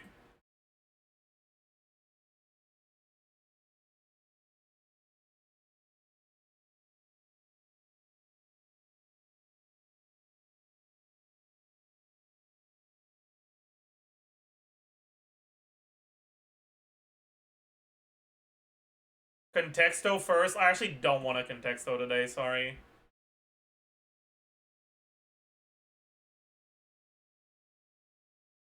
I'm gonna post a meta roundup. So as usual, if you can find it through YouTube directly, it helps more with the algorithm. But if you're too lazy, I understand. It has been posted.